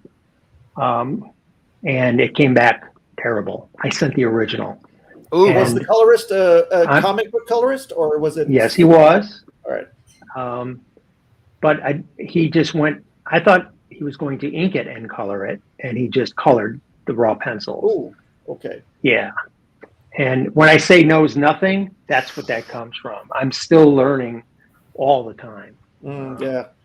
We could do a show just on rookie mistakes, and I could fill that show up. I mean, I remember when I was commissioning some artists, and I would tell them, can you do a forced perspective of this character, and the background is like a cityscape, right? I got it back. Nothing like that. It was just completely devoid of background. There was just a front shot of the character, no forced perspective whatsoever. And I had sent the person numerous references of what a forced perspective was, and cityscapes and other information that gives them the ability to take that and translate it into a commission that I wanted. So yeah, I feel for you, Tom. But anyway, I do want to say though, Tom, thank you for doing that and giving thanks for watching. Thanks for listening. Yeah, for sure. There was, I don't know if you noticed, but I posted a bunch of comments. A lot of the guys were complimenting you on doing that as an idea, right? When money's tight and you're in between jobs, but you still kind of want to extract some more value from your not monetary, but value in general, enjoyment from your collection. That's something you can do, spending a little bit of money, but not too much. And it's kind of like getting new art, but not really. Exactly. Yeah. So very cool. And I appreciate you sharing that with us. So I've gotten very lucky with commissions lately. After a kind of hit or miss as we all go through, in the last couple of years. But I got very, very lucky. But I think, and you brought this up, Ruben, tribute pieces. my rule on tribute pieces is that it has to be different. Because if I were to die and there was, whoever discovers my corpse and sells my wares at market, will not know if something is original or isn't original, if it is an exact replica, and it could get sold under the wrong pretext with no fault to the person who's selling it. But that one or two more people who may think it's real and know that they're paying less than the original might be worth could get that price up into a kind of silly place. And then whether or not they find out that it is ingenuine or not, they may choose to parlay that loss onto somebody else, and it becomes a forgery in the community. And I will say this, God, I'm going to get torn to pieces with this. But like, I think when you make prints and put them in frames, that you run the same risk of someone thinking that it's genuine, because you never have 100% control over what's going to happen to your stuff when you're gone. And I mean, another bad scenario is that what if you got robbed and someone steals all these prints? Good for you, because your actual stuff is hidden away, but those pieces are going to find their way back into the hobby. And so whoever's buying them may just not realize, like, printing is so good now that unless you take out a loop and look at the dot matrix on the printing or like the smoothness of line on a laser print, they're not going to have enough tools to know that it's not fake, because a lot of you guys are printing it on the same type of paper. You're printing it on an illustration board, and that creates a fake piece out there. It's a bootleg. And I think that I completely understand why you guys are doing it. You don't want them to get degraded by sunlight. You want to display them, but it does necessarily create a problem within the hobby. Well, it goes with the fact that people want to, they don't want to share their artwork in person. We talked about this, Ruben, that they'd rather show their calf gallery on their phones and stuff like that, right? Right. They do that exact same thing in the fine art community. There was an article that I read that I mentioned to you, Matt. Millennials like to show off their prints on their phones. They go to dinners and they say, "Hey, look, I bought this for this much, and look at what it is." And it's a Warhol, but it's just a print. It's not a real silkscreen wall because it's an image that's been printed on archival paper or whatever, a Gili print or an iris print, whatever you want to call it. So yeah, there's the dangers of things going out at the market that are not anywhere near what the originals they are. Yeah. Especially in the print market, when you look at someone like Nagel, that most of his prints, he became much more famous after he died. Yeah. And so there was a company that had partnered with Playboy that were really pimping out his work to a great degree. You started to see them at Spencer's gift stores, and they printed a kind of almost fancy border around them. They weren't just like straight up prints the way that you would probably think that editions would be made today. And they were also selling them in frames. There were some that were in limited edition. There's some that weren't. And I would get approached by people that would find these in garage sales, like these $10 posters, thinking that they were like, the $500 prints. And it's really not clear unless you really know that market, which one's the poster and which one's the print. The paper quality will tell you the story. Yeah. It's like Picasso's editions, right? After he died, they reprinted it, or even Rembrandt and so forth. I mean, there's they just hit the plates and they printed a whole series of 5,000-6,000 and threw it into the market. Yeah. And they spun it as real editions, even though you know that Rembrandt only made 10 or 50 of those, and that's it. But if you're not in the market of Rembrandt, or let's say Jose Garcia Lopez or whoever it is, you won't know. You got to be in the know as far as the market's concerned that you're trying to collect. I mean, if you're going, go ahead. I would urge that when people who make these prints put a very difficult to remove sticker on the back of that print saying that this is a facsimile, that this is a copy, and that at least has. I mean, honestly, I really wish it was on the front. Well, it could be like the date. You can mat around it. I mean, you could put the date next to the 2024, 2020, or whatever it is. That will designate in some way that this was a reprint. It's not obviously Gil Kane or, Cole or whoever it is, out there. Yeah. But I think that preserves the integrity of the reason why you're doing it, so that it cannot be then easily sold to somebody later who wouldn't understand that it's a reprint. Now, someone can always crop out where it says reprint. I've seen that on lobby cards, Marx Brothers lobby cards, where it says studio reprint and it's in a frame and they've matted around it and tried to pass it off as an original. And without seeing that, it's hard to tell without popping it out of the frame, which you should always pop stuff out of the frame when being offered it for sale. I sold a cover to a Conan, and the artist signed it over to me, my name, right in the margin, but it's still close enough to the art. So when it was sold and it came onto CAF, I saw that the person matted it right over my name because it says for Hart Rykoff. It's like, oh, so but they don't.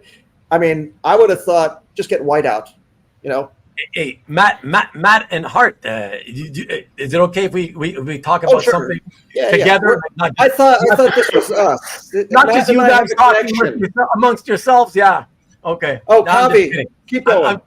I'm kidding. But I don't know if you guys have over here. I don't know if you guys have something that you also maybe sort of thought of that you also might want to bring up tonight, because of course nothing's pre-planned here, but. Before we go and check with you guys, if you have anything that you'd want to talk about, I took a shower. I want to get back to something just because I missed it a long time ago. And I don't know if Derek, if you're here anymore or not, but this made me curious. So he had posted, let me get it up here. And this one we were talking about, things that stories that had held up or not, or whatever. And it's funny, he said, I am to the kid who collects Spider-Man. For those of you who don't know, I believe it's the backup story in Amazing. It's a main story. It's the cover story. It's part of the. It's on the bottom corner of the cover, but it's a backup story. It's like an 8-page backup story to that issue. It's a backup to the issue with the guy with the black guy with the ball and the chain. What's his name from the that villain group? That villain group. The Wreckers. Right, the Wrecking Crew, right? Right, yeah. Right, and so it's a John Romita Jr. cover with the black guy with the green and yellow trim, I think, with and his weapon is the wrecking ball, I guess. Wrecking ball, yeah, that's his name, I think. Wrecking ball. Wrecking something, yeah. The Wrecker, maybe. I don't know, whatever. Anyways, it's a backup in there, and it's the kid. He's talking to. Spidey goes to visit him. For those of you who don't know, a little kid, or I don't know, maybe he's a teenager, 12, 13 years old. And it's he loves Spider-Man. He's got Spidey stuff posted all over his room. And Spidey decides to take off his mask and reveal who he is to him. And then on the last page, the whole, oh my God moment is that it ends up being revealed through was it the newspaper article? I think it was, but it's revealed that the kid has cancer or had cancer or whatever. So very touching. It brought a tear to my eye, certainly when I read it. And it's funny for Derek to be saying that to him, the kid who collects Spider-Man, it's like what Blade Runner is to me, which is, to me, that's really, really shocking. Because again, cancer, especially to a kid, is a lot more of a sort of a heavy topic, and I would think something that would move you much more than science fiction story about replicants or whatever. So I just find this a very shocking comment. I know he wasn't a big fan of it, but I don't know. You guys, you guys, first of all, you familiar with the kid who collects Spider-Man? Did it affect you in any way, No. or if you are? Or you're not familiar with it, Hart? Nope. I'm was a fairly DC certain guy. I read it like 10 years ago, and then it's like a faint memory or something for me. But Okay. maybe Derek meant something else by it, like in his sort of sarcastic humor kind of way. I don't know. You know, it's hard to those kind of nuances don't usually come across in like the YouTube chat just by typing something. So Derek needs to explain Perhaps. that a little bit. Perhaps. Tom, Perhaps. did you read it? Well, no, I didn't. But if Derek Tom's a is talking about DC the guy, ID, just so you all know. Tom's mostly yeah, I DC am. guy. So yeah. Most- Same here. I mean, I have my share of Marvels. Yeah. But maybe it's, you know, there are some times when a comic can take you out of the mood you want to be in when you pick it up. You know, Sure. I don't want the real world in my comic, Chuck. you know, for some people. You know, I want to be taken away to Tamarin or Krypton or something. And Right. but then again, you know, if you are a kid with cancer and you pick up a comic book and that's in there, it's nice to know that the superhero world is thinking about you. Yeah. Roger Stern wrote it. It was during his fairly consistent run on Spider-Man. I'll say, maybe this is controversial. I don't think there are a lot of really well-written Spider-Man comics. I think that it hit a certain level where they were perfectly fine. Like they were very readable. But, you know, I think that a lot of them get a lot more credit because they stand out from the subpar Spider-Man stories that were there for a long time because they knew they could sell any comic with Spider-Man on it, which is why he had 3 ongoing series at one point. Well, maybe he still does. In fairness, Matt, I mean, again, I haven't read them since they were coming out monthly. I never got a chance to reread them because I don't have a collection anymore. But in fairness, I had to say, and yes, I was 13, 14, 15, 16 during that Roger Stern Amazing Spider-Man Romita Jr. / Ron Friends run. My memories of that run was that they were month after month. It was so much fun to read. I thought that stuff was great. Now, I admit I was also reading Spectacular and Web, and it was like literally in that order. You know, those were like Spectacular was the second, tier title, and then Web was the third tier title. And in that order is what the quality was, essentially. The best stories were in Amazing. Second best to me was Spectacular, and then the not so great was Web or whatever. But I thought that the Roger Stern stuff at that time, I thought they were great. So to me, that was just a great backup to what was already kind of really very good main stories every month. But check out what Derek's saying. He's clarified. He didn't mean anything different. He's saying that it is what I think of Blade Runner. It's just he got it locked up so much that when he read it, it just didn't have that same impact kind of thing, If you compare it to the other comics that were on the Marvel newsstand that month, it's clearly a highlight. If you compare it to even like that year of Marvel comics, it's unexpected. Like what Tom said, that maybe you're reading comics because you just want that superhero action, and getting something a little bit more serious is more than you bargained for. And sometimes that's a good thing, and he does take his mask off and reveal himself. I remember the comic perfectly. I didn't realize, I wouldn't consider it necessarily a backup story because I think it's a wraparound where like you get a bit of it and then there's this story and there's just him in the hospital talking to the kid. But and Roger Stern, I think, also may have written the Death of Jean DeWolf, which I loved when I read it, and I was like, "This is better than the average Spider-Man story." I love but they're not on par with Sandman, with some of Alan Moore's work. But not everything has to be, like to those kids that I think that love Secret Wars. I mean, that's great. You got exactly out of it, I think, what was intended for a younger reader. I think to carry that love forward is a sense of nostalgia, like you say about Blade Runner, that when you go back and read it, I don't think that stuff really holds up, which is why I think it is maybe perfect to make movies out of. It's hard to make a good movie out of a good story. It's easy to make a better movie out of an okay story. And we saw it with Infinity Gauntlet, which I think was an okay story aimed at a specific demographic to throw everything but the kitchen sink in. So you had like a lot of bang per buck on every page. You got like all these heroes, and help get people into reading the Avengers, which they were not reading at that time. So, I mean, there's reasons why these things are done, and there's reasons why they stand out. And it's because they achieve a sense of excellence in an era of mediocrity. Very well said, as always, Matt. I appreciate that. Can I just quickly? Sorry, can I just quickly say to those of you watching, literally watching live right now, There's probably about 14 or 15 of you who are watching who have not clicked that thumbs up icon that's kind of right below where you see Kavi, somewhere right beneath him. If you don't mind, I would really appreciate it. You don't have to subscribe. I don't want you to subscribe. If you haven't subscribed, I don't want you to, unless you like what you're seeing enough that you think you'll keep coming back. So no subscribe, but if you can hit the thumbs up, I'd really appreciate that. That'd be cool. Thank you very much. So Matt, you mentioned Alan Moore. Yeah. I'm wondering if I'm asking those in the chat and those on the show. Has anybody seen the Watchmen animated movie that came out a few days ago? I haven't seen it yet. It's like the 5th go round on this property. I know. And that's kind of what I wanted to give some thought to. The motion comic is dreadful.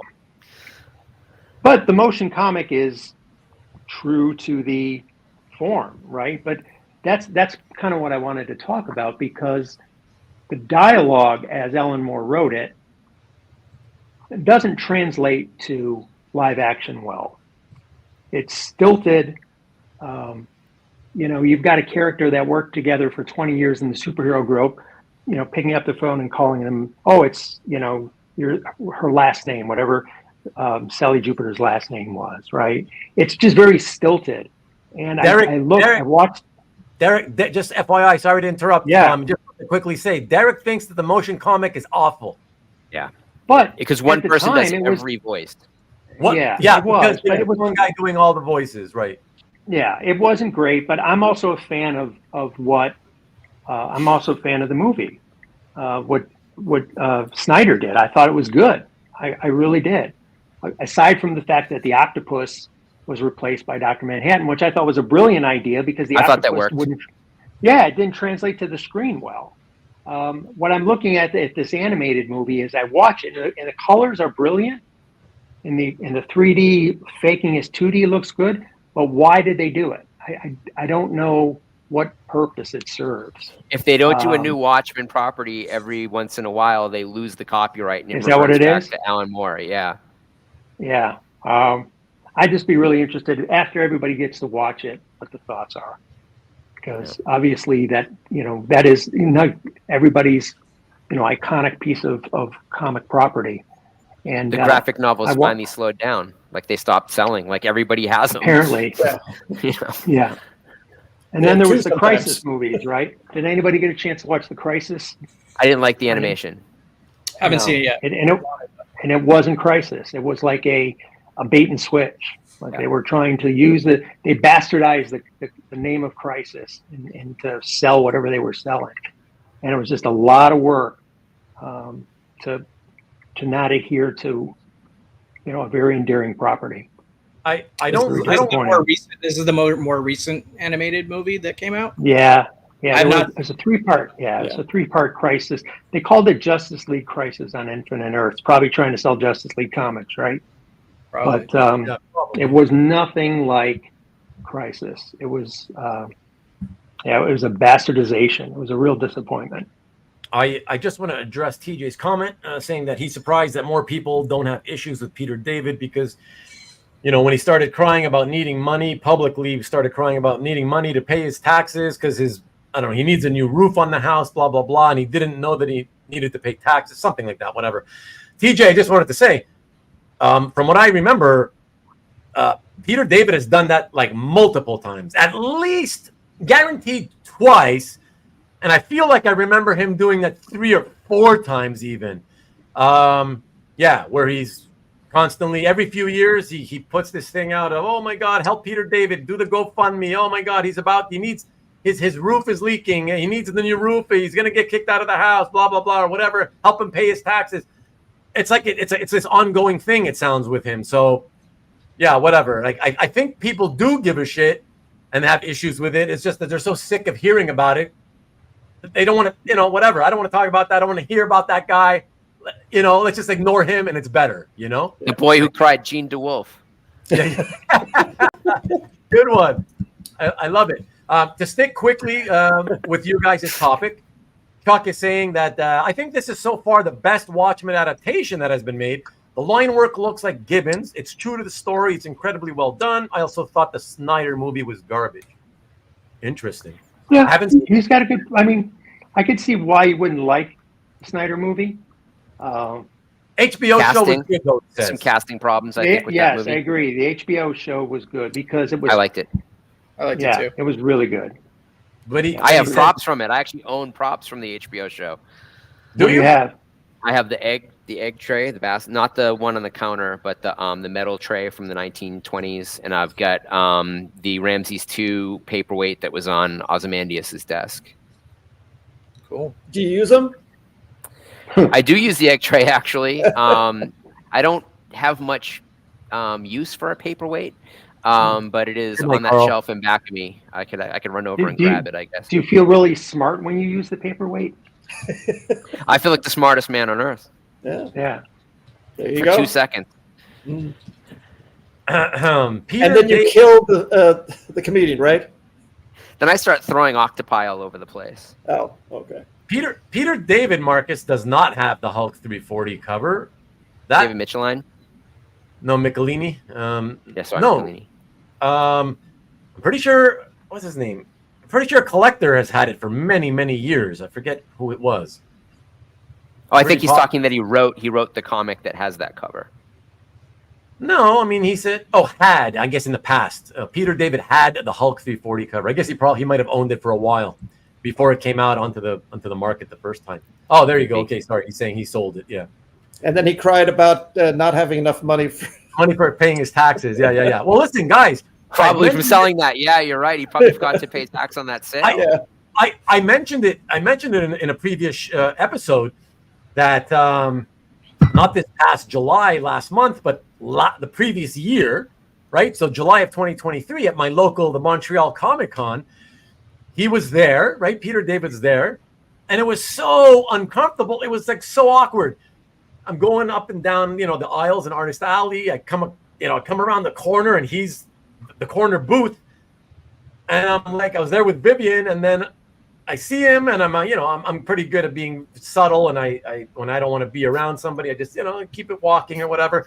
So I make sure we walk far from him so he can't hear, but still in line so she can see him. And I'm like, look at that guy. He used to be a super like one of the best writers and one of the most popular writers. Now look, the guy had a tip jar right in front.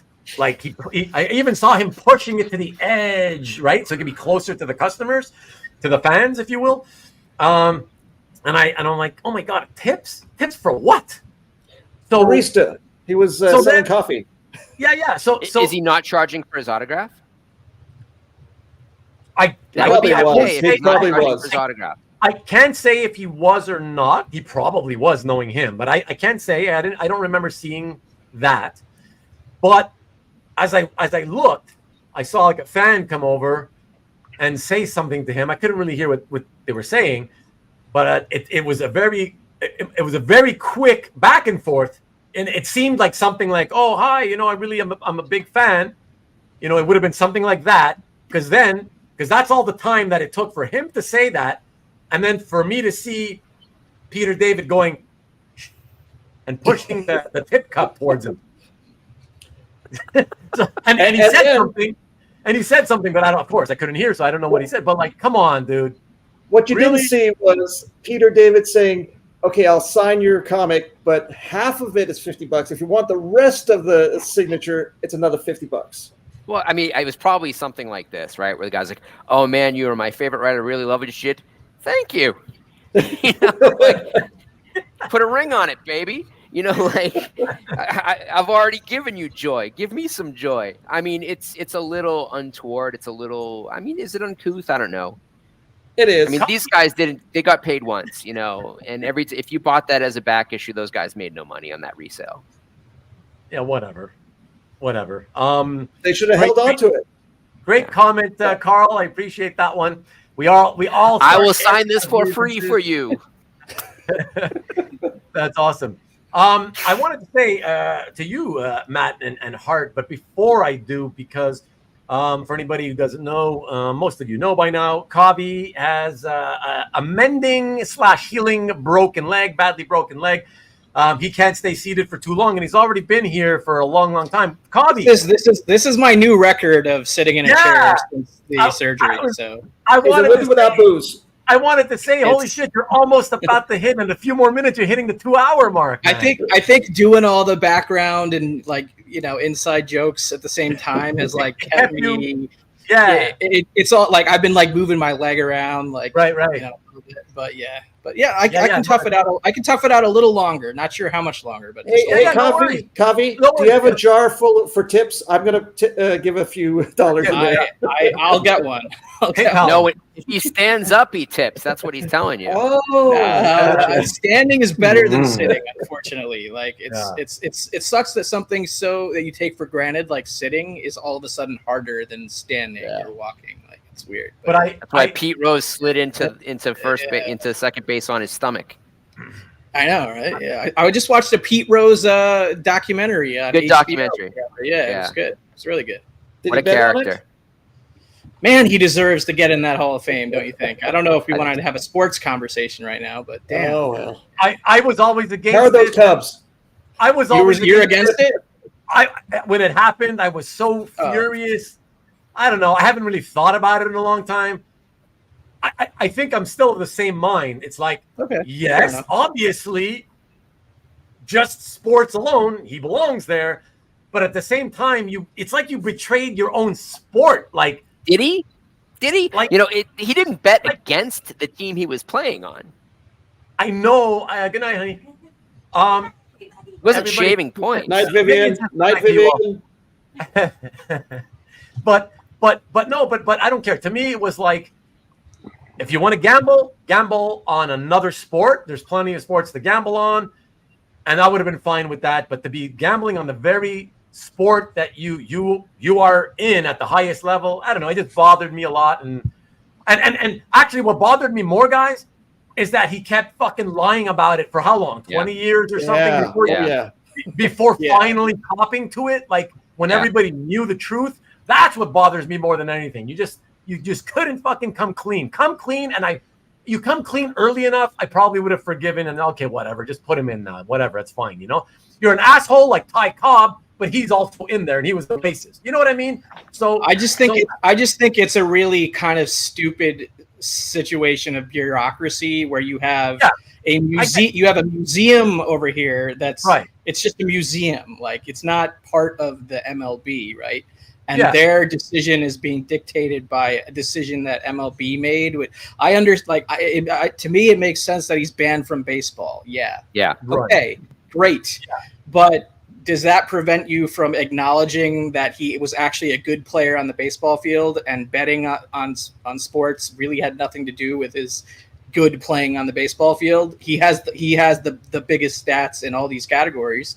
You're gonna leave that out of the Hall of Fame? It doesn't make sense to me. But anyway, I don't want to. And how many of the Chicago Black Sox are actually in the Baseball Hall of Fame? Yeah. These are guys that actually threw the games. They threw the games. They were shaving points. I mean, and Marcus said, as far as I know, that Pete Rose, didn't bet against his own team.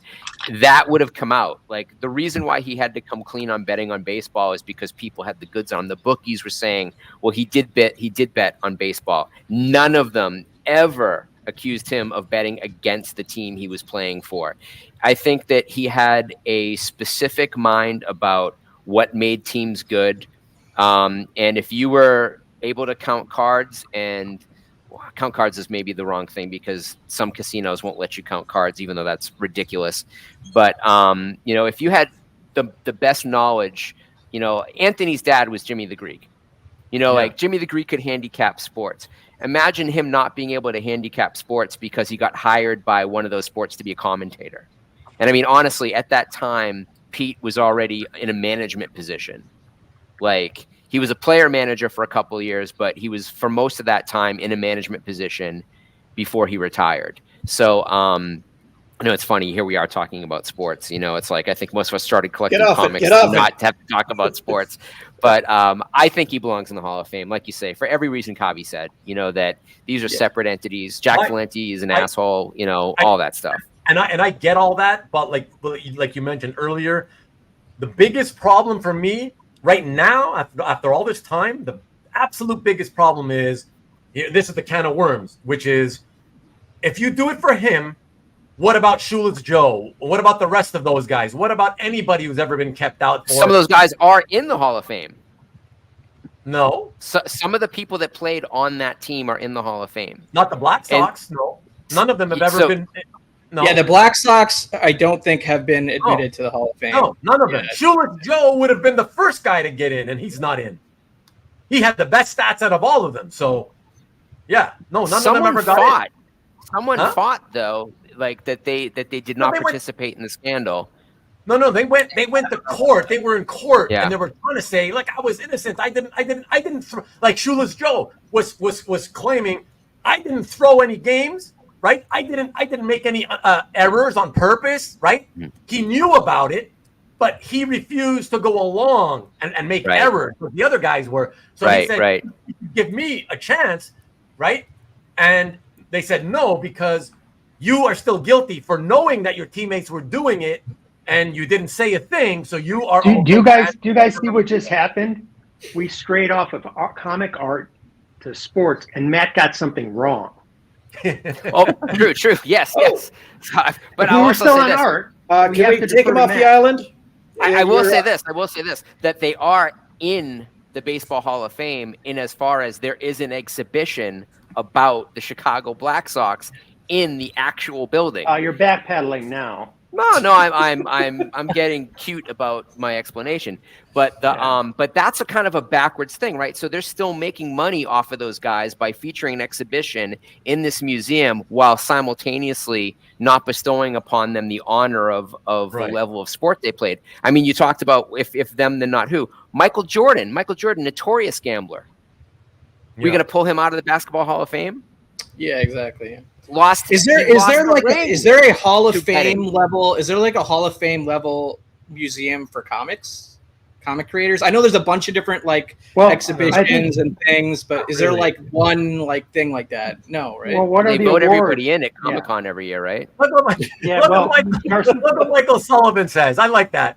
Rose should be in, but maybe in next to the men's room or something. Maybe inside. Yeah, the Pete Rose honor pit stall from the left. I love that. Urinal number 4.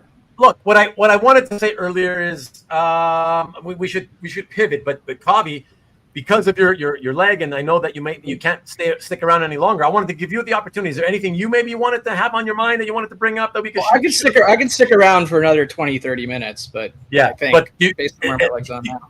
Okay, anything that you might want to bring up? Or no, I didn't bring any topics in the spirit of nothing. No, but I thought maybe something was legitimate nothing. So I just maybe something came to you while we've been talking or whatever. That's what I'm saying, you know. So, yeah. Well, Kavi, you asked about a Hall of Fame. Yeah. At Terrificon this weekend, Jim Lee gave Garcia Lopez a Lifetime Achievement Award.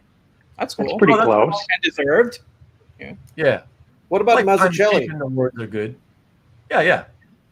I mean, but there, who would to sort of create an entity like that? It'd be like who does it, right? It'd be obviously really hard, right? People it would have to be pro bono, I assume, right? I don't know who's going to do it, right? And I don't know if that is going to be done or whatever. But hey, listen, there has to be a lot of donations / benefactors behind something like that. Hypothetically, who's our top 3 that you would put into a Hall of Fame for comic art or comic artists? It's comic artists, there is though, right? Yeah, there's a ton of people in the Hall of Fame. Well, I mean, for yourself, your personal pick, not what's been done. Wasn't it last week? Wasn't it last week when somebody brought up the topic of the comic Mount Rushmore, right? Yeah. So that's a similar debate, I guess. Eisner's and hey, I like rehashing shit. Come on. Well, no, I mean, we could pull up who's in there and just read it through, and they're all deserving. Yeah. There's a lot of deserving.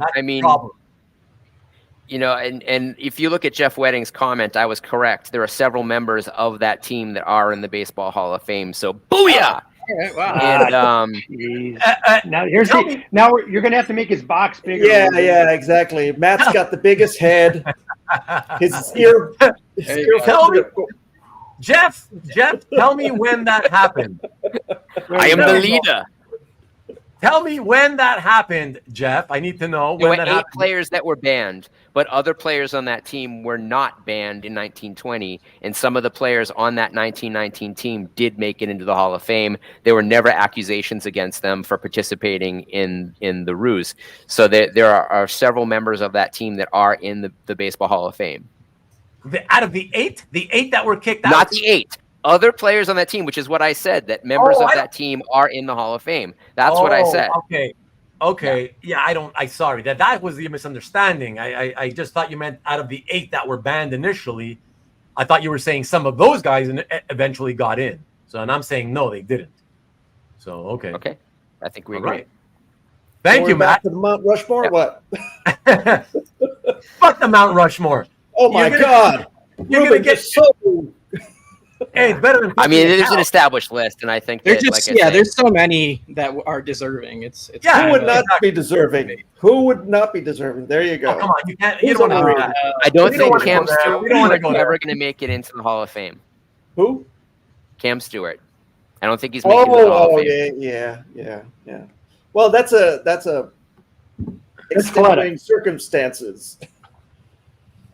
Let's see. But What? maybe the greatest Batgirl cover artist of all time. Or one of Really? the top 2. Some classics in there. I mean, I'm partial Yeah. to Josh Middleton, but Okay, all right. certainly did What some is great Josh work. doing, by the way? I haven't seen any Josh Middleton for a while. I think he might be working in video games. He's over in Japan right now. Oh, okay. Been living there for quite a while. I'm not sure. Honestly, Oh. not sure. Sometimes he pops in the comment section here. Here? Yeah. No, nobody Who watches did- the show. Come on now, you know that. Who does? Josh Middleton. Oh, he did once. He did once. Yeah. Josh, if you're here, come on back in.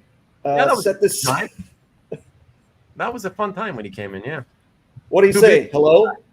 Ethan Van Sciver probably not making it into the Hall of Fame. Yes, Agreed. I agree. Oh, don't get Tom mad. Tom's been posting comments all night, or at least the last half hour, about the political things, getting angry that if Kamala gets in, comics are going to go to shit or something like that. Well, there are going to be like 12 X-Men Well, no, comics. I think it was- three. I think he's talking about like tying it into like because somebody else had said something about I think Amaki Pupu had said I hate it because I hate woke. They're trying to put woke stuff in comics all the time or politics into comics. I just want my comics without politics. That's what Peter Rose said. So yeah, it's all kind of forgetting the amazing Green Lantern, Green Arrow stories, forgetting the I want heroin in my 150 stories. issues of X-Men. I mean, it's always. I didn't even want to mention I was in the same town as the Democratic I think National you did, Convention. Tim. I think you did. Awesome, Tom. I know the answer, Fine. Timothy, all the way from Japan. Arigato. I just want to say that no, that's not the wrong roundtable. It's we. This is what often happens. But if you look at the title, it's the episode about nothing, which means we had nothing planned. So we talk about whatever comes up and whatever we feel like it. So that's what we're doing there. Hey, we got a newbie, Zero Kiori. Nice. I just blame Balco for anything related to MLB. Oh, I have a question, Ruben. I have a question. Yeah. So, and I think that this might have led into the discussion of even bringing up Pete Rose. Yeah. In sports collectibles, someone going into the Hall of Fame makes their cards more valuable and more collectible. That's not true, but keep going. Generally true. It's generally No, No, really? No, I'll There's tell so you. many of them printed, though. Let me say this. This is how it always goes. It's when the player is still far from ending their career, so they're still fairly new into their careers. In the comics. See, that's what's happening to my head. In the sports card market, it's people like they will chase the stars and the star cards, the rookies of the star players, and selling the fact that, this guy's a Hall of Famer for sure when he retires. Right. Yeah. But in reality, as soon as these guys retire and they get in the Hall of Fame, the peak value is long gone. And the price goes down. Why? because they haven't been playing for 5 years since they retired and got right. There's a 5-year gap between retiring and getting into the hall, right? Yeah. And so by the time that happens, they're not in the public eye anymore. They don't play anymore. So getting into the hall doesn't really typically give them the sports cards a boost. It's just kind of like I'm gonna take issue with that because yes and no. Okay. So very few players make it in on first ballot. So most players, you're not talking about a 5-year difference. You're talking like a 8 to 10 year difference on average. Yeah. And so yes, when they retire, the cards go down in price. And they continue to go down until they get into the hall, and then there's a spike. But I don't think that same spike happens in comic art collecting. When someone gets into the comic book Hall of Fame, that very day or that next day, their artwork doesn't automatically spike. Like it's a very different thing. Right, but there is no comic book Hall of Fame, so there is a comic book Hall of Fame. Comic book art Hall of Fame. Yeah, Comic Creators Hall. There is a Comic Creators Hall of Fame. They vote on it every year at Comic-Con. Yeah, the Creators one.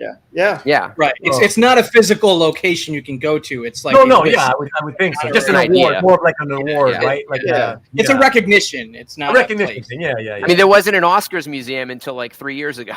Right. So I mean, but we all agree the Oscars have been a thing, for almost 100 years. If a comic wins an Eisner Award, doesn't the original art go up in value? Oh, that's only if it's Marlon Brando sketching on an napkin. Probably not, in my opinion. No. But yeah, I would say when they win Eisners, like sometimes it more people buy their comics. There's a little bit of a boost in interest from those people who then let's wait and see what Daniel Warren Johnson's next art drop looks like from Felix, and then answer that question. I mean, that's dumbfounding to me why people pay for that, but except power to them. The problem with crazy that, numbers.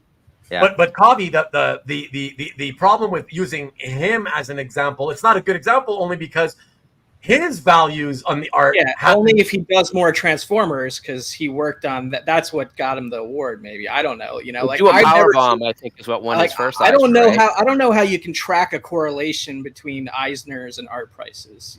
Well, I'm saying with him, it's not a good example only because his art prices have been going like this steadily for years anyway, right? Yeah. So if the next even if the next art drop was higher than the last one, there's no, you would have expected it to be higher anyway. Yeah. Yeah. Right. That's it. Who can afford those numbers? I mean, come on. Would you want to spend $12,000 on something like that, or just buy a bunch of different ones? I mean, I almost never want to spend $12,000 on anything. I don't. Right. Exactly. It's unrealistic numbers for a new. Well, okay, he's not new. He's a current artist. It's like, I would totally rather go for like Jose Garcia Lopez and just get a bunch of his Elseworlds books as well Atari as other. Force. What was that? Atari Force. There's a page on eBay now. Yeah, Atari Force. It's great. Nice page on eBay. But there are guys that are out there that got into comics in the last 4 or 5 years where that's their Garcia Lopez, like DWJ for them is like, so it's that's fine, It'll be interesting to see long term how that shakes out. We haven't been at a position in the hobby until very recently where new artwork was selling above $10,000 a piece. This is a relatively recent thing of like a working artist pulling down that kind of money on a brand new drop, right? Right, so like certainly there are people who are alive and their pages sell for $40,000, $50,000, $60,000, and we all know Jim Lee, and that's a whole other thing. But to have like a contemporary artist whose work is selling for that high is new. So are we going to see it continue to grow, or are we going to see it nadir? Because if that work doesn't stay relevant, and especially since we're talking about a guy who's not doing X-Men, who's not doing Superman, who's not doing Batman, he's doing a very niche comic. And like you could say Transformers is the most commercial thing that he's done. That will those prices maintain, or will they start to drop in value? Especially since it seems like 3 people are buying all of his artwork.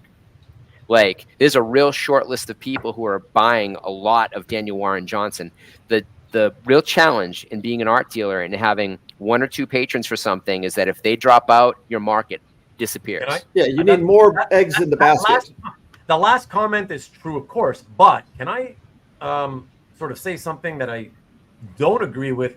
I don't know for a fact, of course, but what you said about that the bulk, a large percentage of his art going to like a small number of collectors, just based on just common sense, it seems to me that would not be possible because of the fact that since he drops the stuff publicly all the time and it goes so quickly, that makes it impossible basically for any one guy or collector to be able to like, I'll put all 10 of these pages into my basket and then check out. Because you got to check out. But Ruben, we don't know how that happens. Like, we don't have clarity with how Felix is choosing who wins. And they have pre-sale, right?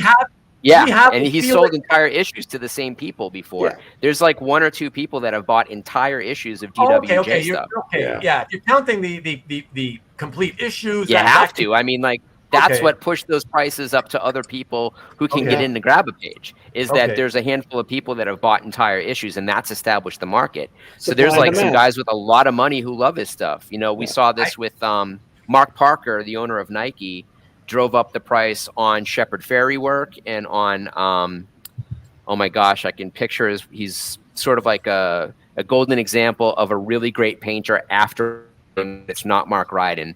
And he was buying everything this guy painted. And so like Mary Karnowski, who was representing both of these artists, would just call up Mark Parker and he would buy everything, the CEO of Nike. He has a massive warehouse full of artwork outside of Eugene, Oregon. And it's like an amazing assortment of stuff. But he was the biggest collector of pop surrealism. He also started buying everything Adrian Tomini was doing. He was buying all the Optic Nerve stuff. He started buying everything Daniel Klaus. So like, there's one guy that has it. If you can't get into the market and all of a sudden, and I hope the guy lives to be 100, but if he were to drop dead in the next couple of years and all this stuff hits the market, it's not going to have the value that people think that art has because it's rare now.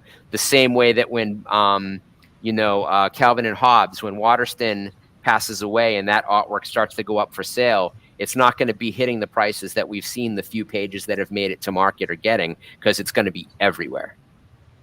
There's over speculation right now going on too. I mean, that's the whole point of this.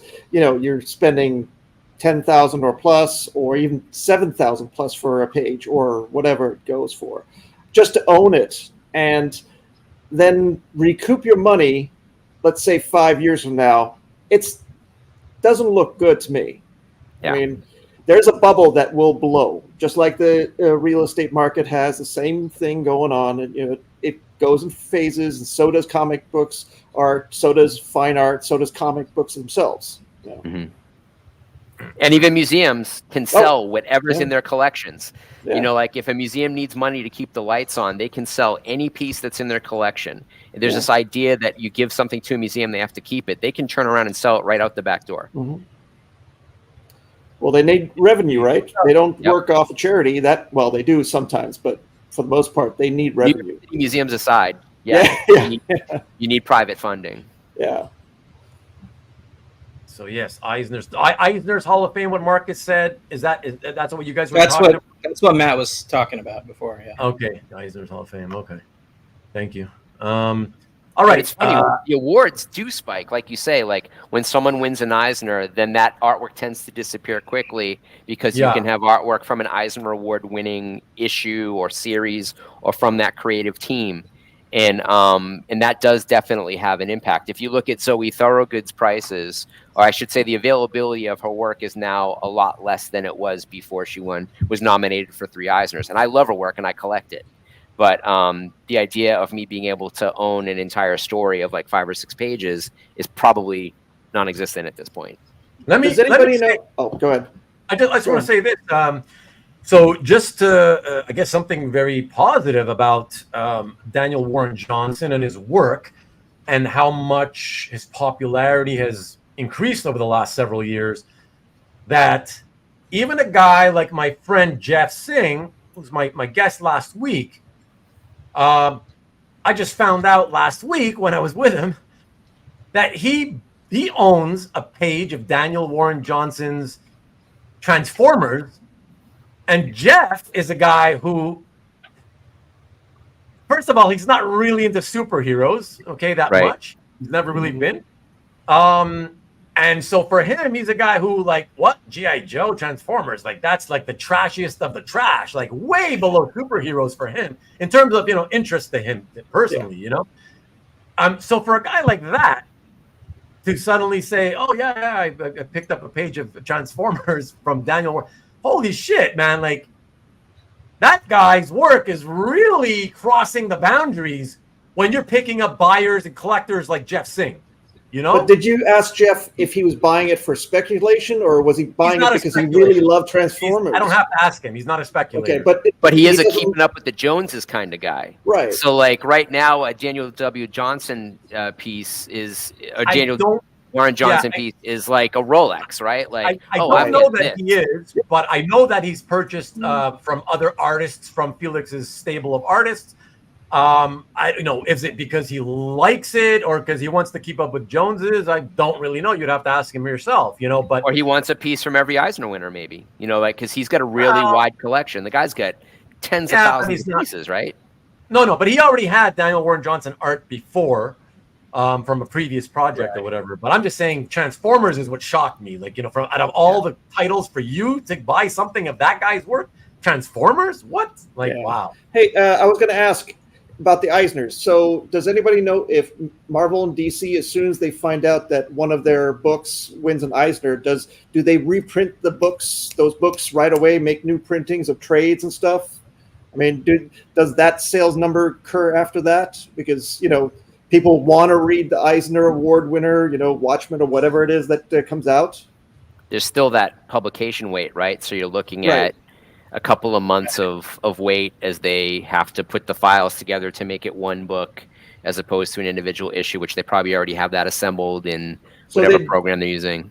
They don't get They don't get an advance notice, I suppose. Yeah. No, that would be against the rules, Okay.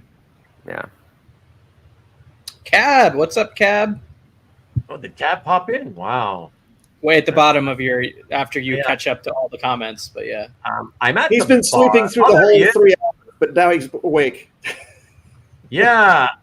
There we go. Here we go. How you doing, Cab? Wow, look at that. For me, I began with DWJ's book, Extremity, and liked his artwork, and so also purchased a Transformers piece or two, even though I am not a Transformers fan. Oh, see, so another one.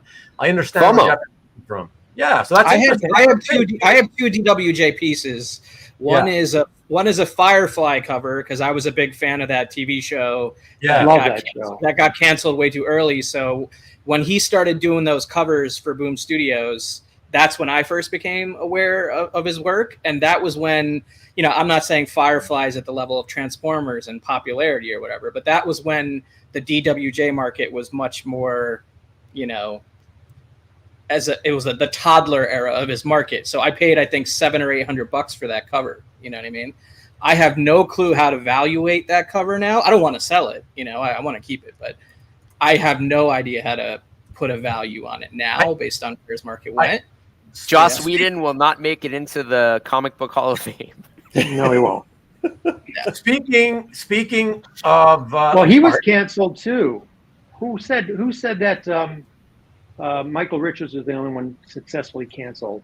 Well, he's the only person who stayed canceled for the duration of, like, one of the first people canceled, and he's still canceled. Most people have made it back, and honestly, Joss Whedon can still get a project off the ground. Yeah, I mean, I paid basically the same amount for a 6x9 Electra piece by DWJ as a commission at New York Comic Con a few years ago. So that was like, when I first got into DWJ, I got a cover for that price, and then a few years later, I'm paying that price for a 6x9 Electra piece. And I love that Electra piece. It's one of the most popular in my CAF gallery, like comments wise and everything. How much did it cost you? I think it was $600 at the time, $600 or $700. That's not bad. At New York Comic Con. That was like 3 years ago, New York Comic Con, 3 or 4 years ago. Because we're talking about this, I just want to post Michael's Maki Pupu's comment and just address it real quick, because he says a lot of artists with Felix are overpriced. I just want to make the comment, Michael, people are paying it. That I think it's more of a question of, I mean, I know what you're getting at. I do know what you're getting at, but just, to get to the semantics portion of this, it's worth mentioning that, don't forget that as long as people buy it, that means technically it's not overpriced, right? So Right. I think what you mean to say is you find a lot of the artists' work, the pages are very expensive. Okay, but that doesn't necessarily mean that it's not worth it, because apparently the buyers think otherwise because they keep buying it up, Yeah. So I just want to. So is the Donnelly's brother? Are the Donnelly brothers' artwork overpriced? Oh yeah. Yeah. Okay. Well, then you can't. So art can be overpriced. Yes, always. I didn't say it couldn't be. I'm just saying the difference is like I said, it's overpriced. It's overpriced if your definition of pricing is based on public sales data that's available, right? But they're pricing with the sort of attitude of their collectors, and they don't actually want to sell. So if they're going to let go, you got to pay their price. I mean, that's America, I guess. Yeah, I have a grand proclamation. You can make a T-shirt out of this. If it's available still, it's overpriced. Right. Yeah. We could say that, I guess. But not really. But I get what you're saying. Really, but I understand the sentiment. But yeah, exactly. But so it's not totally fair. And again, it's definitely apples to oranges comparing them to the Donnelly brothers, of course, because as you know, they actually rarely sell any of the stuff because it's 5 to 10 times market value, But Felix's artists typically sell at the prices they're listed at. So if they sell, it's worth it. You may think it's expensive for you. You wouldn't pay that much money, and I could understand that. But you can't really say it's overpriced if they keep selling. That's how I feel anyway. And the Donnellys aren't selling new artists. No, Donnellys are selling, archival stuff. I mean, it's an interesting debate. Like there are pages. I'm not going to name names as far as specific artists, but there are things that have sold off the site for certain prices, and then I've seen other pages from that issue go onto Comic Link or wherever and sell for like a third of the price. And I've even bought some of those pages at full price. So when I lean back and look at that example, right, not the DWJ example, the opposite example, it's like, okay, so then I need to reassess the value of that piece? Like at the end of the day, if it's in my collection, it doesn't matter, right? Right. Because it's in my collection. You're buying what you want, right? Exactly, and I bought what I wanted. But if you're thinking about it from a resale standpoint, then maybe there's a concern there, maybe. Michael also makes a good point, right? Like we know that Felix's drops have crashed his site on occasion, and that's true. Think about that, and he's got a lot of capacity. I mean, he recently had a mention on I think it was Instagram, I want to say, that I don't know, one of his drops, I forget what it was. He did a drop, I think it was of a complete book type of thing, but selling the pages for an issue, right? All the pages separately, and so I guess it was maybe the Dr. Doom Sanford Green, or maybe something. I don't know. I shouldn't speculate. That's a recent drop. Yeah, that's a recent drop. But it was a recent one, anyways. And he said, I thought that's sold complete or something. Possibly, am I wrong? Okay, I don't know. Not with the cover, right? That's why I'm saying I shouldn't mention the book, because I could be wrong. So, I'm not sure. Whatever issue it was, he dropped the issue, and whether it was a single or double size, so between 20 something and 40 something pages at most, right? And he got 700 requests. So 700 orders came through at that drop. 700. That's like what, 1% of his followers on Instagram? He's got 76,000 followers on Instagram. Yeah. So that makes sense. These numbers make sense. He's accomplished something that few people can accomplish in this hobby, and I have incredible respect for him. I respect the chutzpah, the savvy. But I look at the work, and I think as a long-term guy, I collected art for 20 years before I wrote the Pop Sequentialism book, and before I started selling those pieces. And I sold those pieces to get my fine art buyers into collecting comic art so that it would be respected like fine art. And, that was back in 2011. I think it started to happen with modern work. It was already happening with old Kirby, Ditko stuff. But like for contemporary work, that wasn't a thing at that time. And so when you look at how this shakes out and where the prices were and where the prices are at, which we are all very conscious of, we do have an idea of what an arc looks like. We do have an idea of what a trajectory looks like. And so we can make a more educated guess about where something is going to land than necessarily a layperson who may be new to the hobby and spending $20,000 a piece. Let me also take Maki Pupu's follow-up comment, because I got to take issue with that as well. So he says some folks are trying to resell DWJTF pages for thousands they can't sell. Well, yeah, because it's a brand new comic book, and these guys are. You're talking about people trying to immediately profit, like instantaneously, when it's like a day old. Like that's not the way it works. So of course, but it does sometimes. But it does sometimes. Because sometimes you have people who aren't as savvy and are desperate. Then the combination of not being so savvy and being desperate to get in on it, because I keep missing out, right? That makes for those types of purchases. So right, it's not the wisest collectors that will buy the next day at multiples of the previous day's selling price. Maybe not with this, but like if it was something that I think. This is an Eisner Award-winning series. Like he won the Eisner for this Transformers book, which I think says more about the quality of comics in general than it says about how great that comic is, really, to be honest. But I think that if it was something that someone had a really deep emotional connection with, then they would pay whatever they had to pay if it was within their means to get it, even if it was the next day, because they want it so bad. Does anybody really want that stuff so bad? Is it like an initial FOMO? So the resale value is an emotional thing, right? Like if you're willing to pay more than you just saw it sell for, it's because you are very emotionally attached to it. You need it, you want it, and you have the means to make that happen. When you're at the rate that those pages are selling for, how much room is there? Like how much more room above where the price is at could you afford to pay? And I mean, some people can, obviously. He's, the same, especially if the same people are buying it, and a lot of them are. Yeah, look at Chuck. Chuck says it's very easy to get caught up in a Felix drop.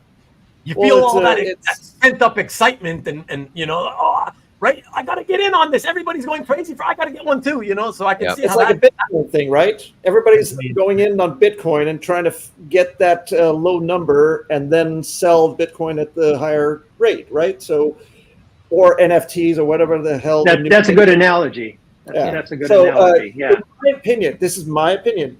I think Felix's drops are just like that. They have no substance to me personally.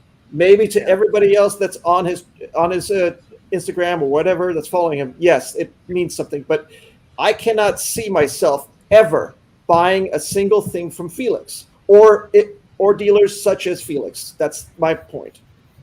That's my stance. I mean, I hear you. I hate buying from Ruben even. I don't. He doesn't give me a 20% discount. I don't even. But his packaging is good. Is he even making 20%? I mean, He does rude messages on my packages. I don't understand that. Does he do that for you, Tom? No. Yeah. No, they're well packaged. Oh, okay. Speaking of well packaged, Lee, I know Lee is in the chat. I always package well. Don't even fucking bitch. That Canadian Masonite is like extra strong. Is it really? Go blue, right?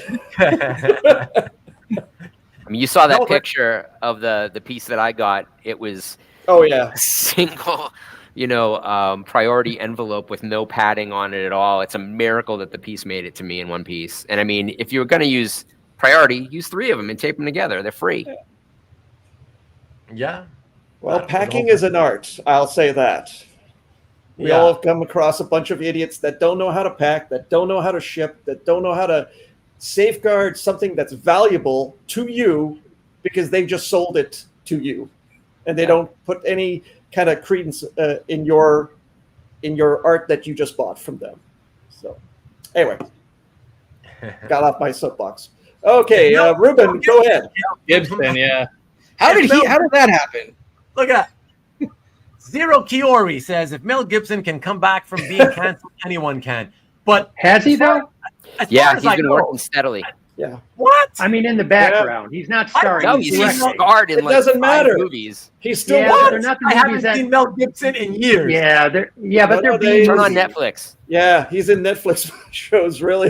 And Wow. I'll tell you that broke my heart because he was he was like one of my favorite actors. That was Really? that sucked. I Yeah, he was. suspect Come on he now. was trying to commit suicide by cop. Who? I suspect when Mel Gibson went on that anti-Semitic rant that he was trying to commit suicide by cop. He was trying to get shot. Maybe. And I think a lot of the people that stepped up to protect him, Jodie Foster, Robert Downey Jr., I mean, you hear about what he did for even, oh my gosh, Courtney Love, like kind of saving her from a really bad situation, back in the day, that it doesn't really speak to his character. I mean, he's got some funky religious ideas, certainly. He's part of a Christian fundamentalist group out in Malibu. But, I really honestly believe from what I know from people who've worked with him that does not reflect his character and that he was on a kind of death binge. Like he had just had a really bad situation with his wife at the time and was, I think he was trying to kill himself and wanted a cop to shoot him. And so he went at him to get him to do it. And it didn't happen. I could be wrong. You remember Yeah, you have his the right- Lethal you have the Weapon right to character speculate. was suicidal too. Yep. Well, That's how we got mental Hamlet. depression. That everybody has some kind of a breaking point. Yep. Mike at NSN Art says, and correct me if I'm wrong here, Mike. You're saying that there's a 9-page thread on the CGC boards about this. By this, did you mean the prices of DWJ art? Is that what you're referring to? Please let me know.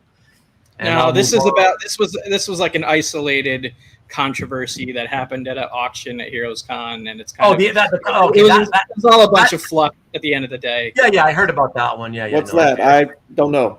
I thought he might I be don't- talking about another one. I don't think we could take a whole hour and actually understand exactly what happened. Just go read the CGC Okay. thread. All right. I would send you the link Yeah, please. That'd be Yeah. great. if you want. Yeah, I do. Yeah. Thanks, Cubby. Yeah, but Carl, see for Maki Poo Poo, Carl makes the point. I mean, you need to hold on long enough for the secondary market to catch up, so that they aren't quick flip opportunities, right? So in other words, he's maximizing the value that what he thinks he can get now, which makes sense. Good for the artist, good for him, right? And yeah, like I'm of the belief that if you pay that price, whatever the price is, you think it's a strong price, right? But you still buy it. And then you think, oh yeah, this stuff is so hot, everybody wants it. 2 months later, I'm going to try to, get 50% more than I paid for it, or double, or whatever. And if you can't get rid of it, if you suddenly can't get rid of it, like I love seeing that. I love seeing that because, first of all, what are you doing speculating on art like it's like a true commodity, right? Like, sure, it's your business. You can do it if you want to. But I think too many of these art speculator types think that, well, look, everything has gone up for so long. It's so easy to do, so I can just buy all this hot stuff from Felix's artists and flip it for twice as much, right? And then they find out it's not that simple. That's the wrong well to pull water out of. But Right. I mean, there are certainly opportunities. I mean, CAF Live, the online convention, because it's private collectors they don't know how to price their stuff. You can get amazing stuff that's incredibly undervalued because they need money, and they just want it out there to get money back into their purses to go buy something else. So there's absolutely immediate resale opportunities in flipping in this hobby. There are pervasive, I would say. They're not even rare. But like certainly twice a year when that show happens, if you get on early enough and you find the piece that you want, or you've got your keywords in and you hit it and you get that email, then you can get pieces really, really cheap. I mean, like I got that Larry Stroman page for $100, which is just crazy cheap. And, I don't have to worry about commissioning him and never getting it, as the case may be.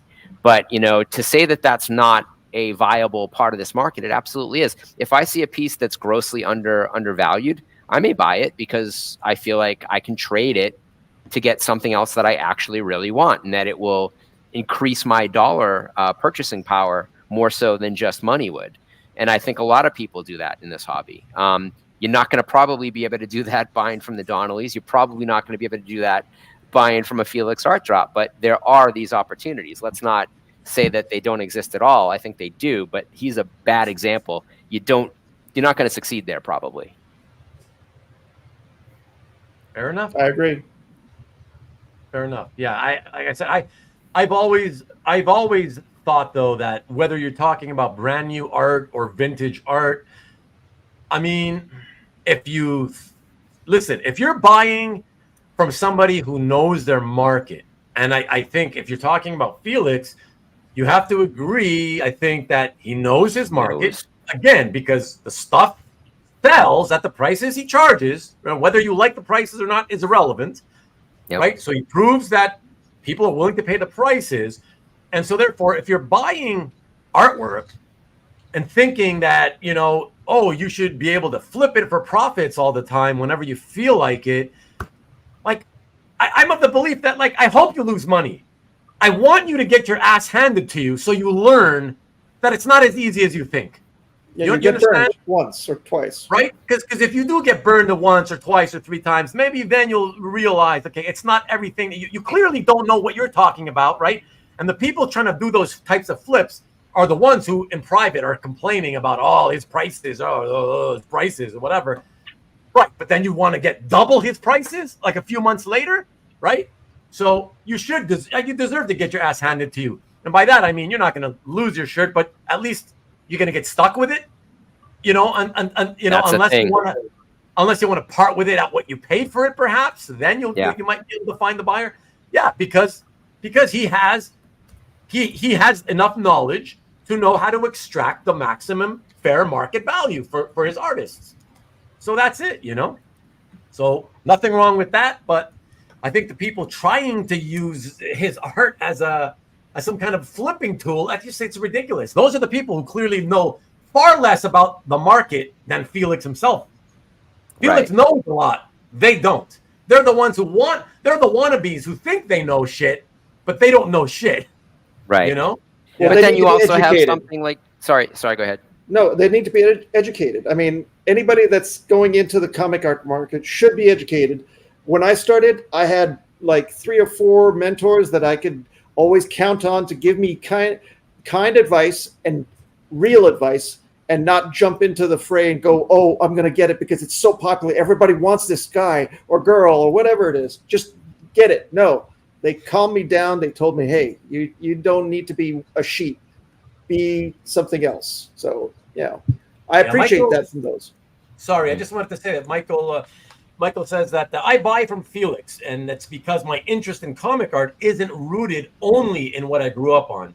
So he's in that statement, he's basically saying, like most of us, he probably has some nostalgic feelings, right, about the stuff that he grew up on, but he also has expanded, his worldview in comics, and has read things that, like those a lot of the image books that those artists produce, right? Create their own stuff that aren't, like he says, tied into his youth. And I agree that a lot of the people who buy art from those artists buy for those same reasons, because they're just into, they like reading those new projects, that aren't tied into Spidey, Wolverine, Batman, Superman, and they enjoy reading those stories and like, hey, I'm going to get some art from that, and own something that, like he says, isn't rooted to anything, so quite a few collectors are like Michael, Look at Paper Girls. So Paper Girls, Copy will talk to you about Paper Girls big time. I own quite a bit. Really good series. Never read it. Really good artist. And the prices started to go up as the speculation about the show. And then the comics were getting really, really pricey. And then that TV show hit the bed. And the comics went down in price. And that comic art is where that peak price is. Now, the people who have it don't seem to be selling it off. And if they're smart, they'll hang on to it until, is it Cliff Chang? His artwork starts to take off with another series. But that's a waiting game. Like you just said, it's like you got to sit on it. And a lot of that stuff they're not really dynamic pages. There's a handful of really great pages, as any sequential comic will have. and there's a lot that doesn't. And in this day and age where the lettering isn't on the page, you don't even know why that page is good unless the art is dynamic. So like that's a big thing with the hobby now. Does the art have the words on it, or is it digitally put? No, the words are not on it. The words are not on it. He pencils digitally, and then he inks over He inks over his own printouts of his digital. Kabi, can you give me a little synopsis what Paper Girls is about? It's a hybrid between a coming of age and sci-fi story, or a coming of age group of characters, teenage girls who find themselves in the middle of a sci-fi mystery / time travel adventure. Okay, that's as vague as I can put it. Is it by Cliff Chang? It's by BKV, Brian K. Vaughan, and I think that's a lot of where the fandom for the series comes from. It's from the BKV followers and fans. I mean that's how I first became aware of it, because I was reading everything he was doing, and I collected the art later, from Cliff and from Felix and from other sources over time as well, because I grew to like the story so much. I read it a few times, maybe 3-4 times. It's only 30 issues, so it's one of those like things that you can wrap your head around and read quickly, and then if you ever want to reread it, it's not like it's not going to take you months to get through the thing. And the season of TV that they did on Amazon was actually quite highly rated by critics and the people that watched it. Like there for me, there was no quality issues or control, or end product issues with that adaptation. It was quite good. It's just unfortunate that it just needed one more season to finish. Like they pretty much adapted half of it in one season, and then we're hoping that they could adapt the second half in another season, and they didn't get that green light for that second season. So obviously the collectible market around the title, to Matt's point, took a hit because there was a lot of speculation going into it. And I'll freely admit, like I'm not only a fan, I was a speculator, I had a lot of 9/8s, I had a lot of raw copies that came back 9/8, you know what I mean? And I wasn't going to keep like 300 copies. I didn't have that many, but I think I had like 15-20 copies at one point. Oh, wow. I still have like maybe 5 or 6 copies. I got rid of some. I mean, you look at the price of his work before he signed with Felix. Oh, somebody. Poor Matt. Matt, must be that filter. You stopped. He maxed out. Yeah, I cut out there. And I'm not sure exactly why it didn't get that stroke. Second season. I mean, maybe they had a ratings barrier that they needed to hit, and they didn't quite get that, because it's not like it's adapting something that the whole universe has heard of and was anticipating. It was only the people that were like BKV fans and Image. But the series is over, right? The series is over. It went one season a while ago. All 30 issues have been out for a while. So there wasn't a cliffhanger at the end at issue 30 or anything like that? No, it wrapped up. Okay. But they didn't in the streaming show. Was that Netflix or was that Prime? That was Amazon Prime, not Netflix. Yeah. So they don't share their share data. numbers. They don't really give any reasoning at all. So they had an expectation. It did not fulfill that expectation, and they did not renew it. And that's been the case with a lot of comic adaptations, and that was one of the better comic adaptation shows. It wasn't a traditional comic property, though. It's not superheroes. It's not, you know what I mean? It's more in vein of like Stranger Things. Okay, all right, I see what you mean. Does it have? Does it take place in the 80s like Stranger Things, or is it? It's two different eras. There's time travel elements, so part of it does. Timey-wimey things. Yeah, part of it does. I got to jump in. Sorry, guys. I want to address Dan, so I don't have to skip it. I touched the nerve on the flipper topic for the one on the wannabe flippers.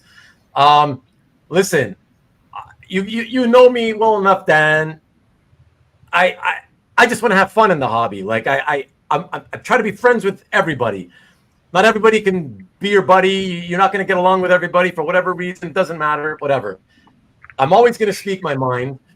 If flippers who tried to flip didn't succeed in the flip, and they hear or they see on rewind what I said about them, whatever, and they take it personally, good for fucking them. Like, I don't give a shit. Like, hey, don't say what you mean, man. No, but what like it's not like I'm saying I hate you as a person, but I'm saying there's different things you can do in the hobby. You can collect. You can just admire without collecting. You can, try to invest. You can try to speculate, right? By flipping. I'm just saying, it's all fair game for everybody. But if you don't know what you're doing, you think you know what you're doing, but you don't, you're going to hopefully get your ass handed to you. That's how I think. Listen, it's like when I sell shit, right?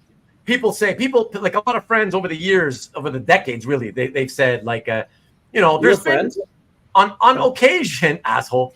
On occasion, there's been times where like, and not very often, thankfully, but on occasion, there's been things that I undersold, and a friend will say like, oh God, did you see that guy has it and he flipped it for that much? He took it and he got that much for it after he got it from you. And it's like, oh man, you must be pissed. And I'm like, huh? Really? What? Oh, okay, whatever. No, I don't give a shit. Like, whatever. Like, I don't have it anymore, right? I got the price I wanted at the time. That's it. It's over. Why am I going to lament anything? Just like Marvel or DC, they sell that comic for $3.99. Yeah. And whether it's selling for secondhand seller or third-party vendor for $150, when it finally goes to print, they don't care. They made their money 3 months during the pre-sale. Yeah. I don't. That's what I'm saying. It's over. It's done with. Whatever. I don't care. But and like I say, it's like you bought something from me and you were able to make money on it not too long after. I commend you because I feel I know my shit well enough that will rarely happen. So on the occasion that it does, good for you. You caught me on one of those times, on a rare occasion. Big deal. Whoop-de-fucking dude. My life doesn't end because, I undersold something. Who cares?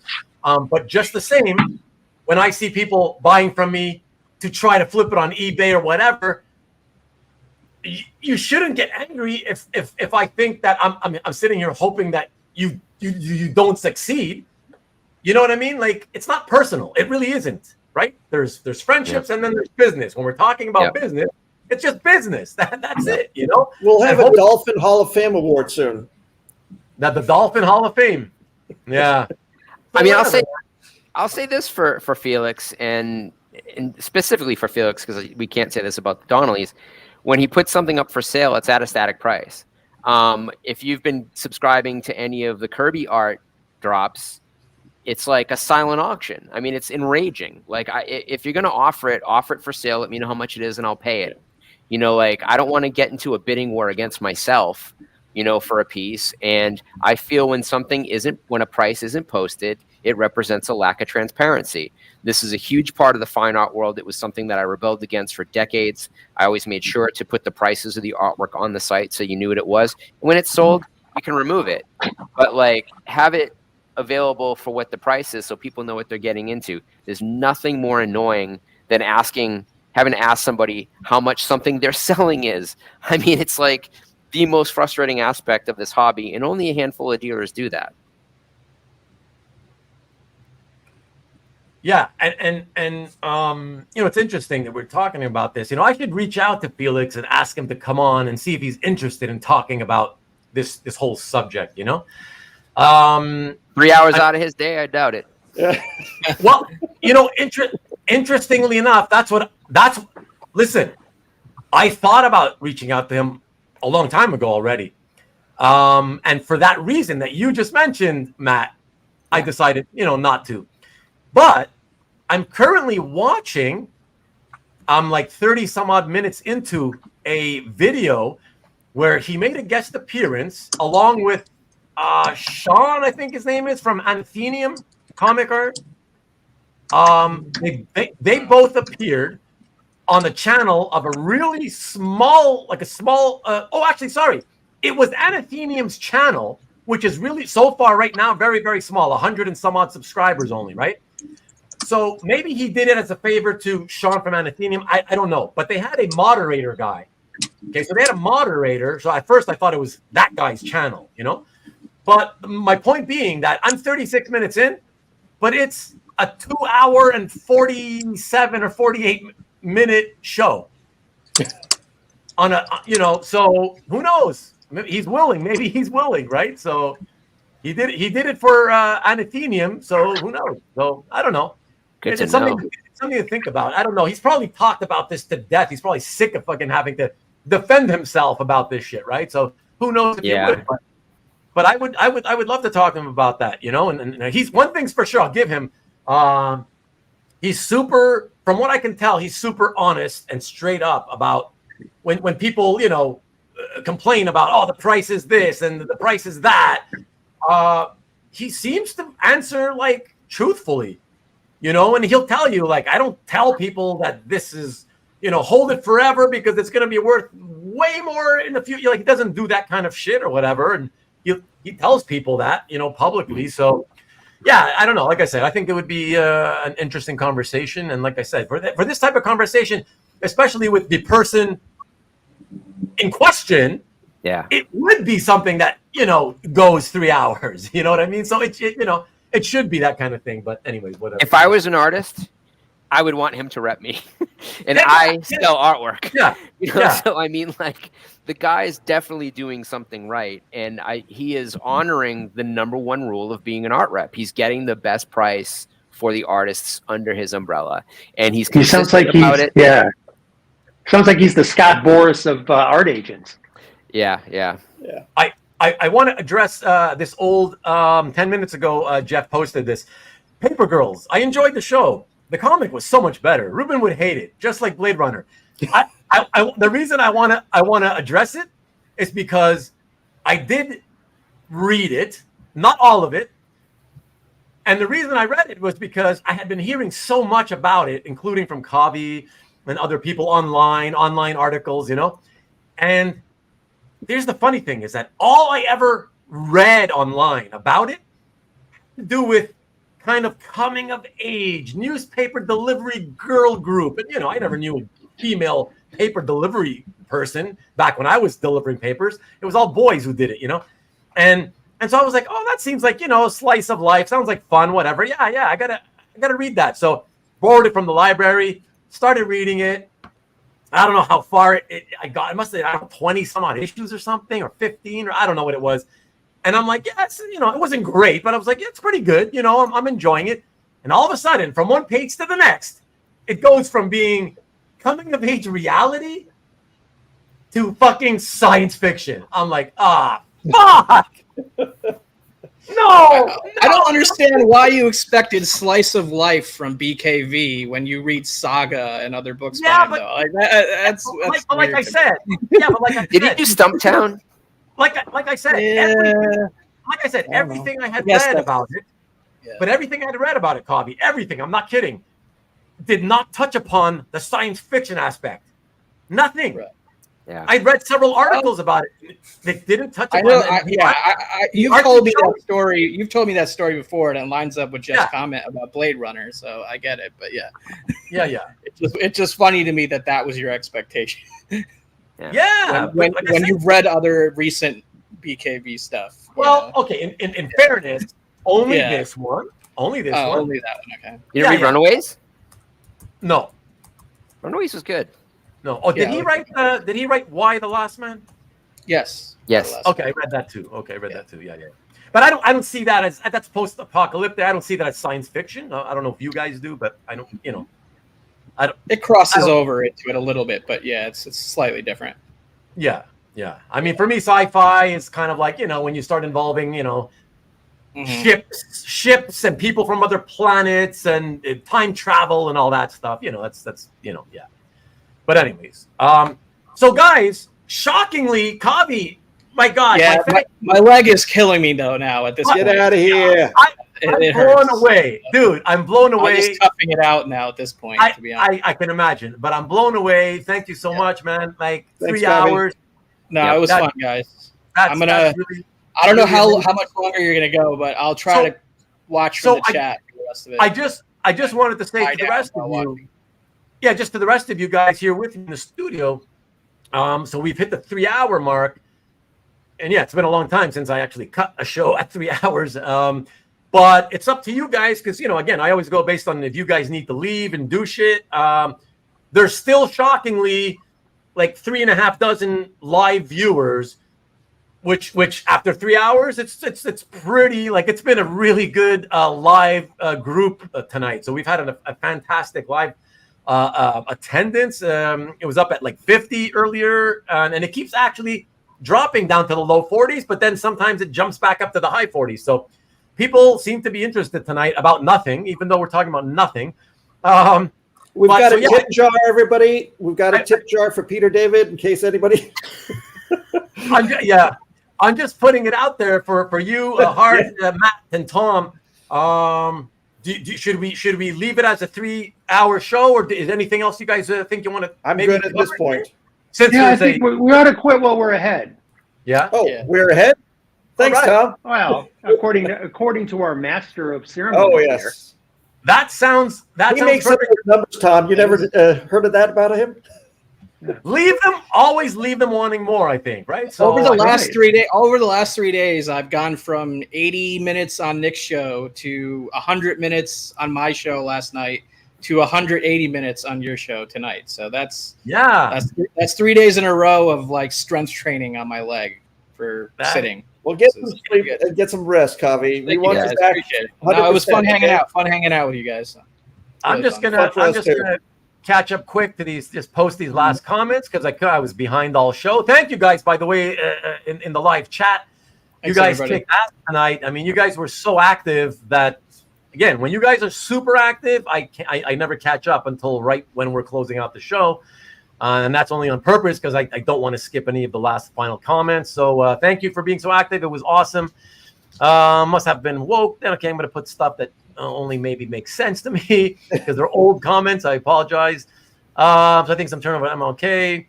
So the paper went out of business. Sounds good. I'll give it a try. Yes, I'm so behind. Runaways was another series that got dropped for proper ending. Okay. Is that so, guys? Just real quick, in here in the panel with me, should I try that? Is that you think I would like that or hate that? Is that sci-fi? Runaways comic is quite good. The Runaways series is not. Yeah, I would maybe read the comic. I wouldn't watch the TV show. And even the comic is maybe read. Okay, so forget it. That's not good. Yeah, I don't know if it's a must read for your taste. Okay. Reread New Mutants. There you go. From issue 1. It's basically New Mutants. Yeah. Oh, okay. If all their parents were villains. Yeah. Oh, that's the right. I heard about a show that a comic that was about the kids that, of super villains. Yeah, right. Okay. Really more like Power Pack. When I buy from Ruben, all teenage angst. What does that mean, Marcus? Exactly? Does it mean it comes with a nice like alpine tree smell or something? Yeah, you put an air freshener in every package, don't you? With every pack, I do not actually. Isn't Canadian air fresheners better than a U.S.? Our community is probably the best for keeping it real, unlike props. He's into props, which is a backstabbing nonstop. Yeah, we do have a great community. That's we have to admit in this community. There's not too many a-holes, and for the most part, right?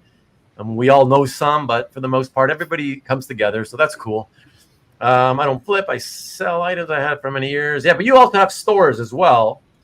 Bruce Tim Conan Rubin sold recently. Oh yeah, right. Thanks, Michael. My friend. See, that's what I'm saying. My friend. There's always a friend, at least one friend or more, that will reach out to me when that happens. So I just sold my Bruce Tim Conan, which I intended to initially keep as a keeper, but now I'm going to start selling off some of my non-core artwork, and so I decided to get rid of that.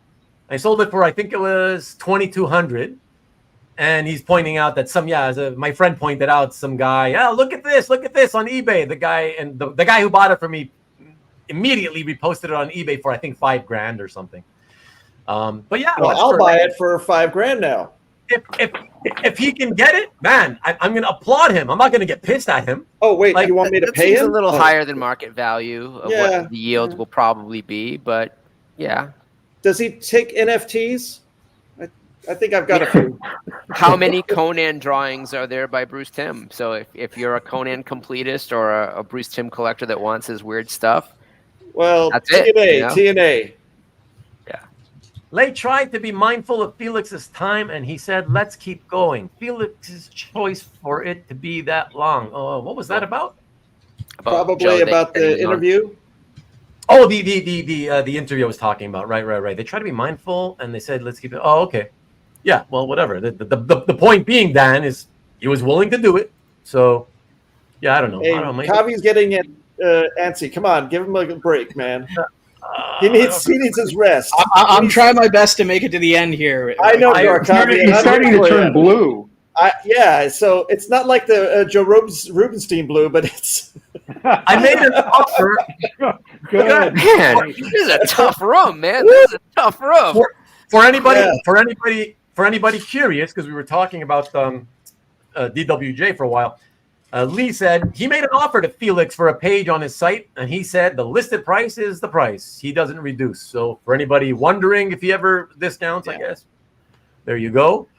Arwen would like what? The Paper Girls? Maybe. I think that's what you're talking about. Maybe Runaways. I think. Runaways, maybe. Yeah, possibly. I'm not sure. Possible. Or Paper Girls. I don't know. Greg Rucka did Stumptown that you guys were talking about earlier. Yeah. Right? Never heard of girls delivering papers in the 80s or 90s. Was too weird. My parents had a paper girl in the 90s. It's funny. Really? She had bought my old paper route from the person I had sold it to, who had sold it to his little sister, who sold it to her. And then she flipped it for 2 times more. Yeah, but here's my response to both you guys on that. It's like, whether you've heard of something happening or not, or you've witnessed it, does that mean it's just not possible? Like, can it not exist in fiction? Like, right. Come on, Kavi, you're being too truthful here. Come on, exactly, man. Right? Oh, wait, I saw someone invoking my name. I missed their comment. Maki Poo Poo says. Probably an insult.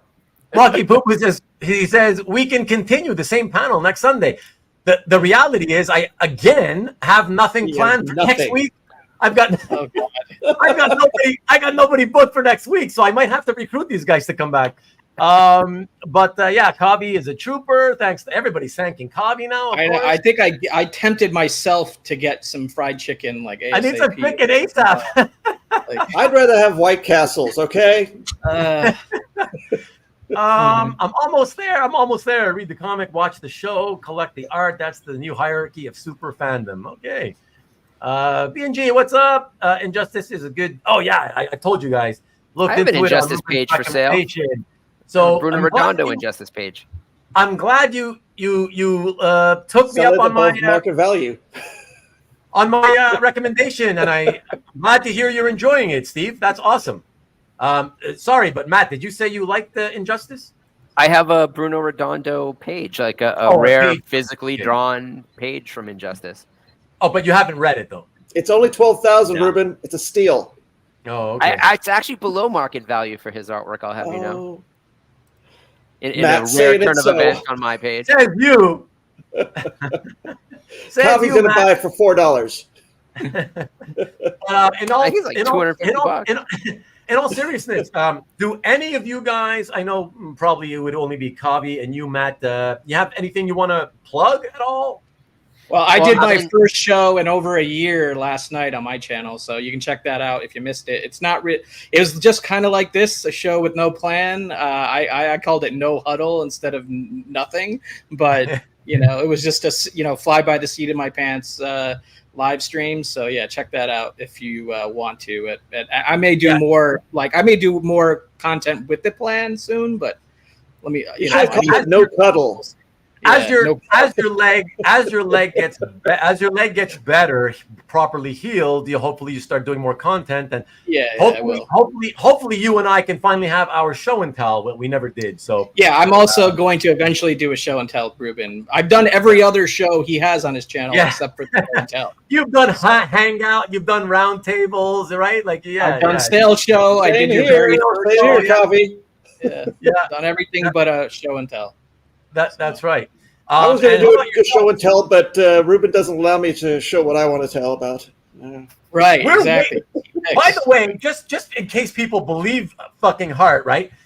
Just so you know, we want to do the goddamn show and tell with him, but he wants to wait until he gets until he accomplishes that plan he told us all about. The 25-25 goal. Come on, man. Collecting down to copywriting that. 25 published pieces, 25 commissions, and then he wants to do the friggin' show and tell on that. Okay, fine. I've got you on the hook, man. You just got whatever. You got catfished. Whatever. Matt, anything that you would want to plug by any chance? That's a goal, dude.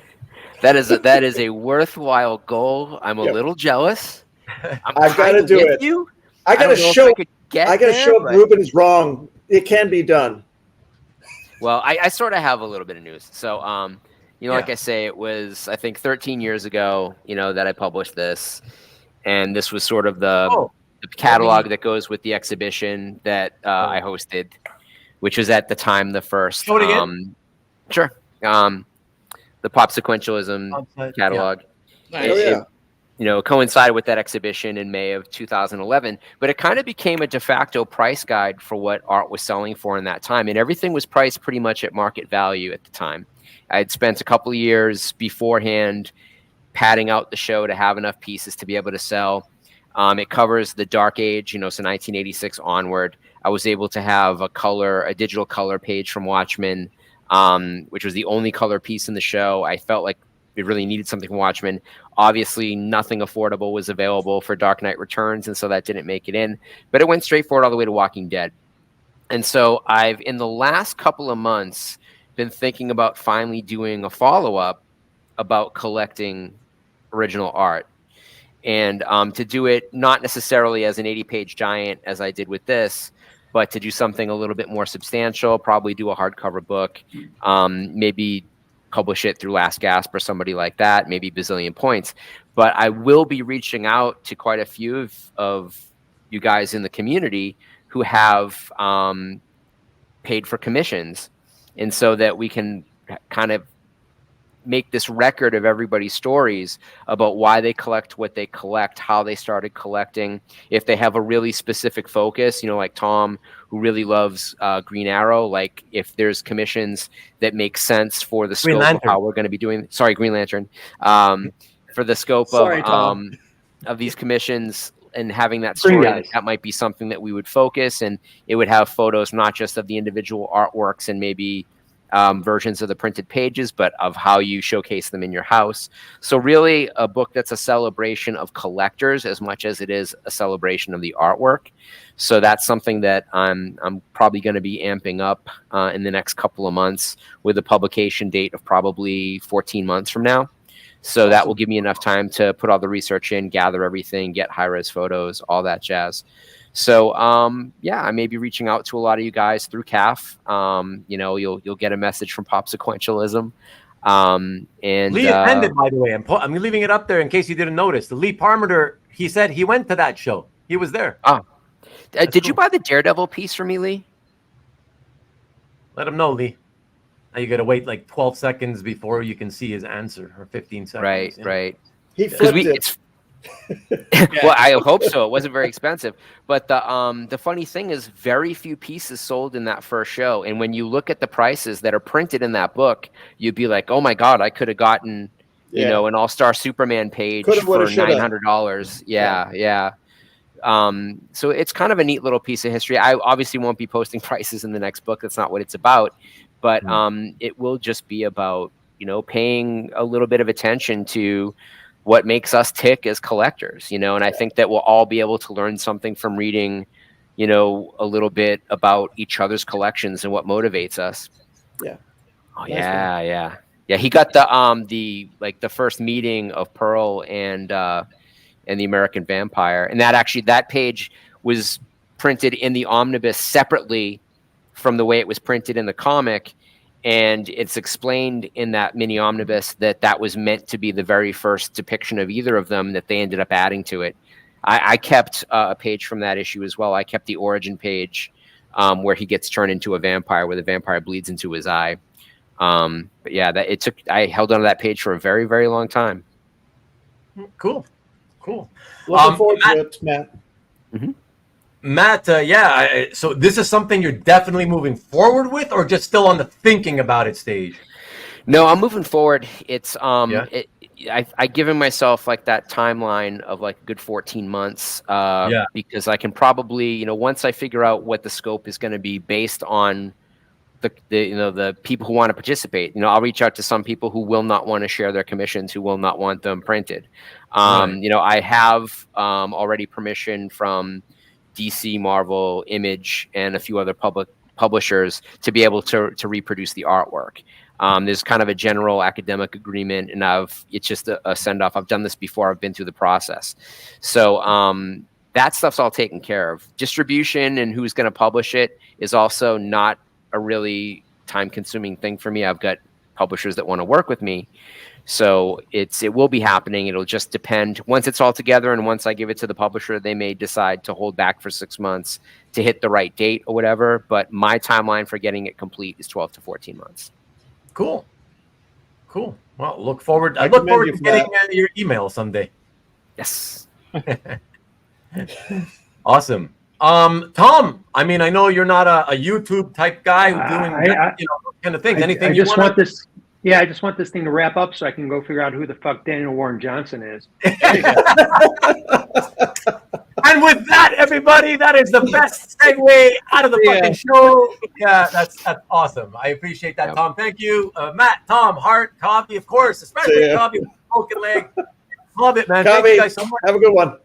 Thank you, everybody else. Thank you. Again, I don't have anything to show you for next week, but I guess whatever. Come back next week and you'll see what's happening. Same time, same channel, same whatever. Maybe the same people will be dragged in. Who knows? But I doubt it. But have a good week, guys, and we'll see you next week. Peace.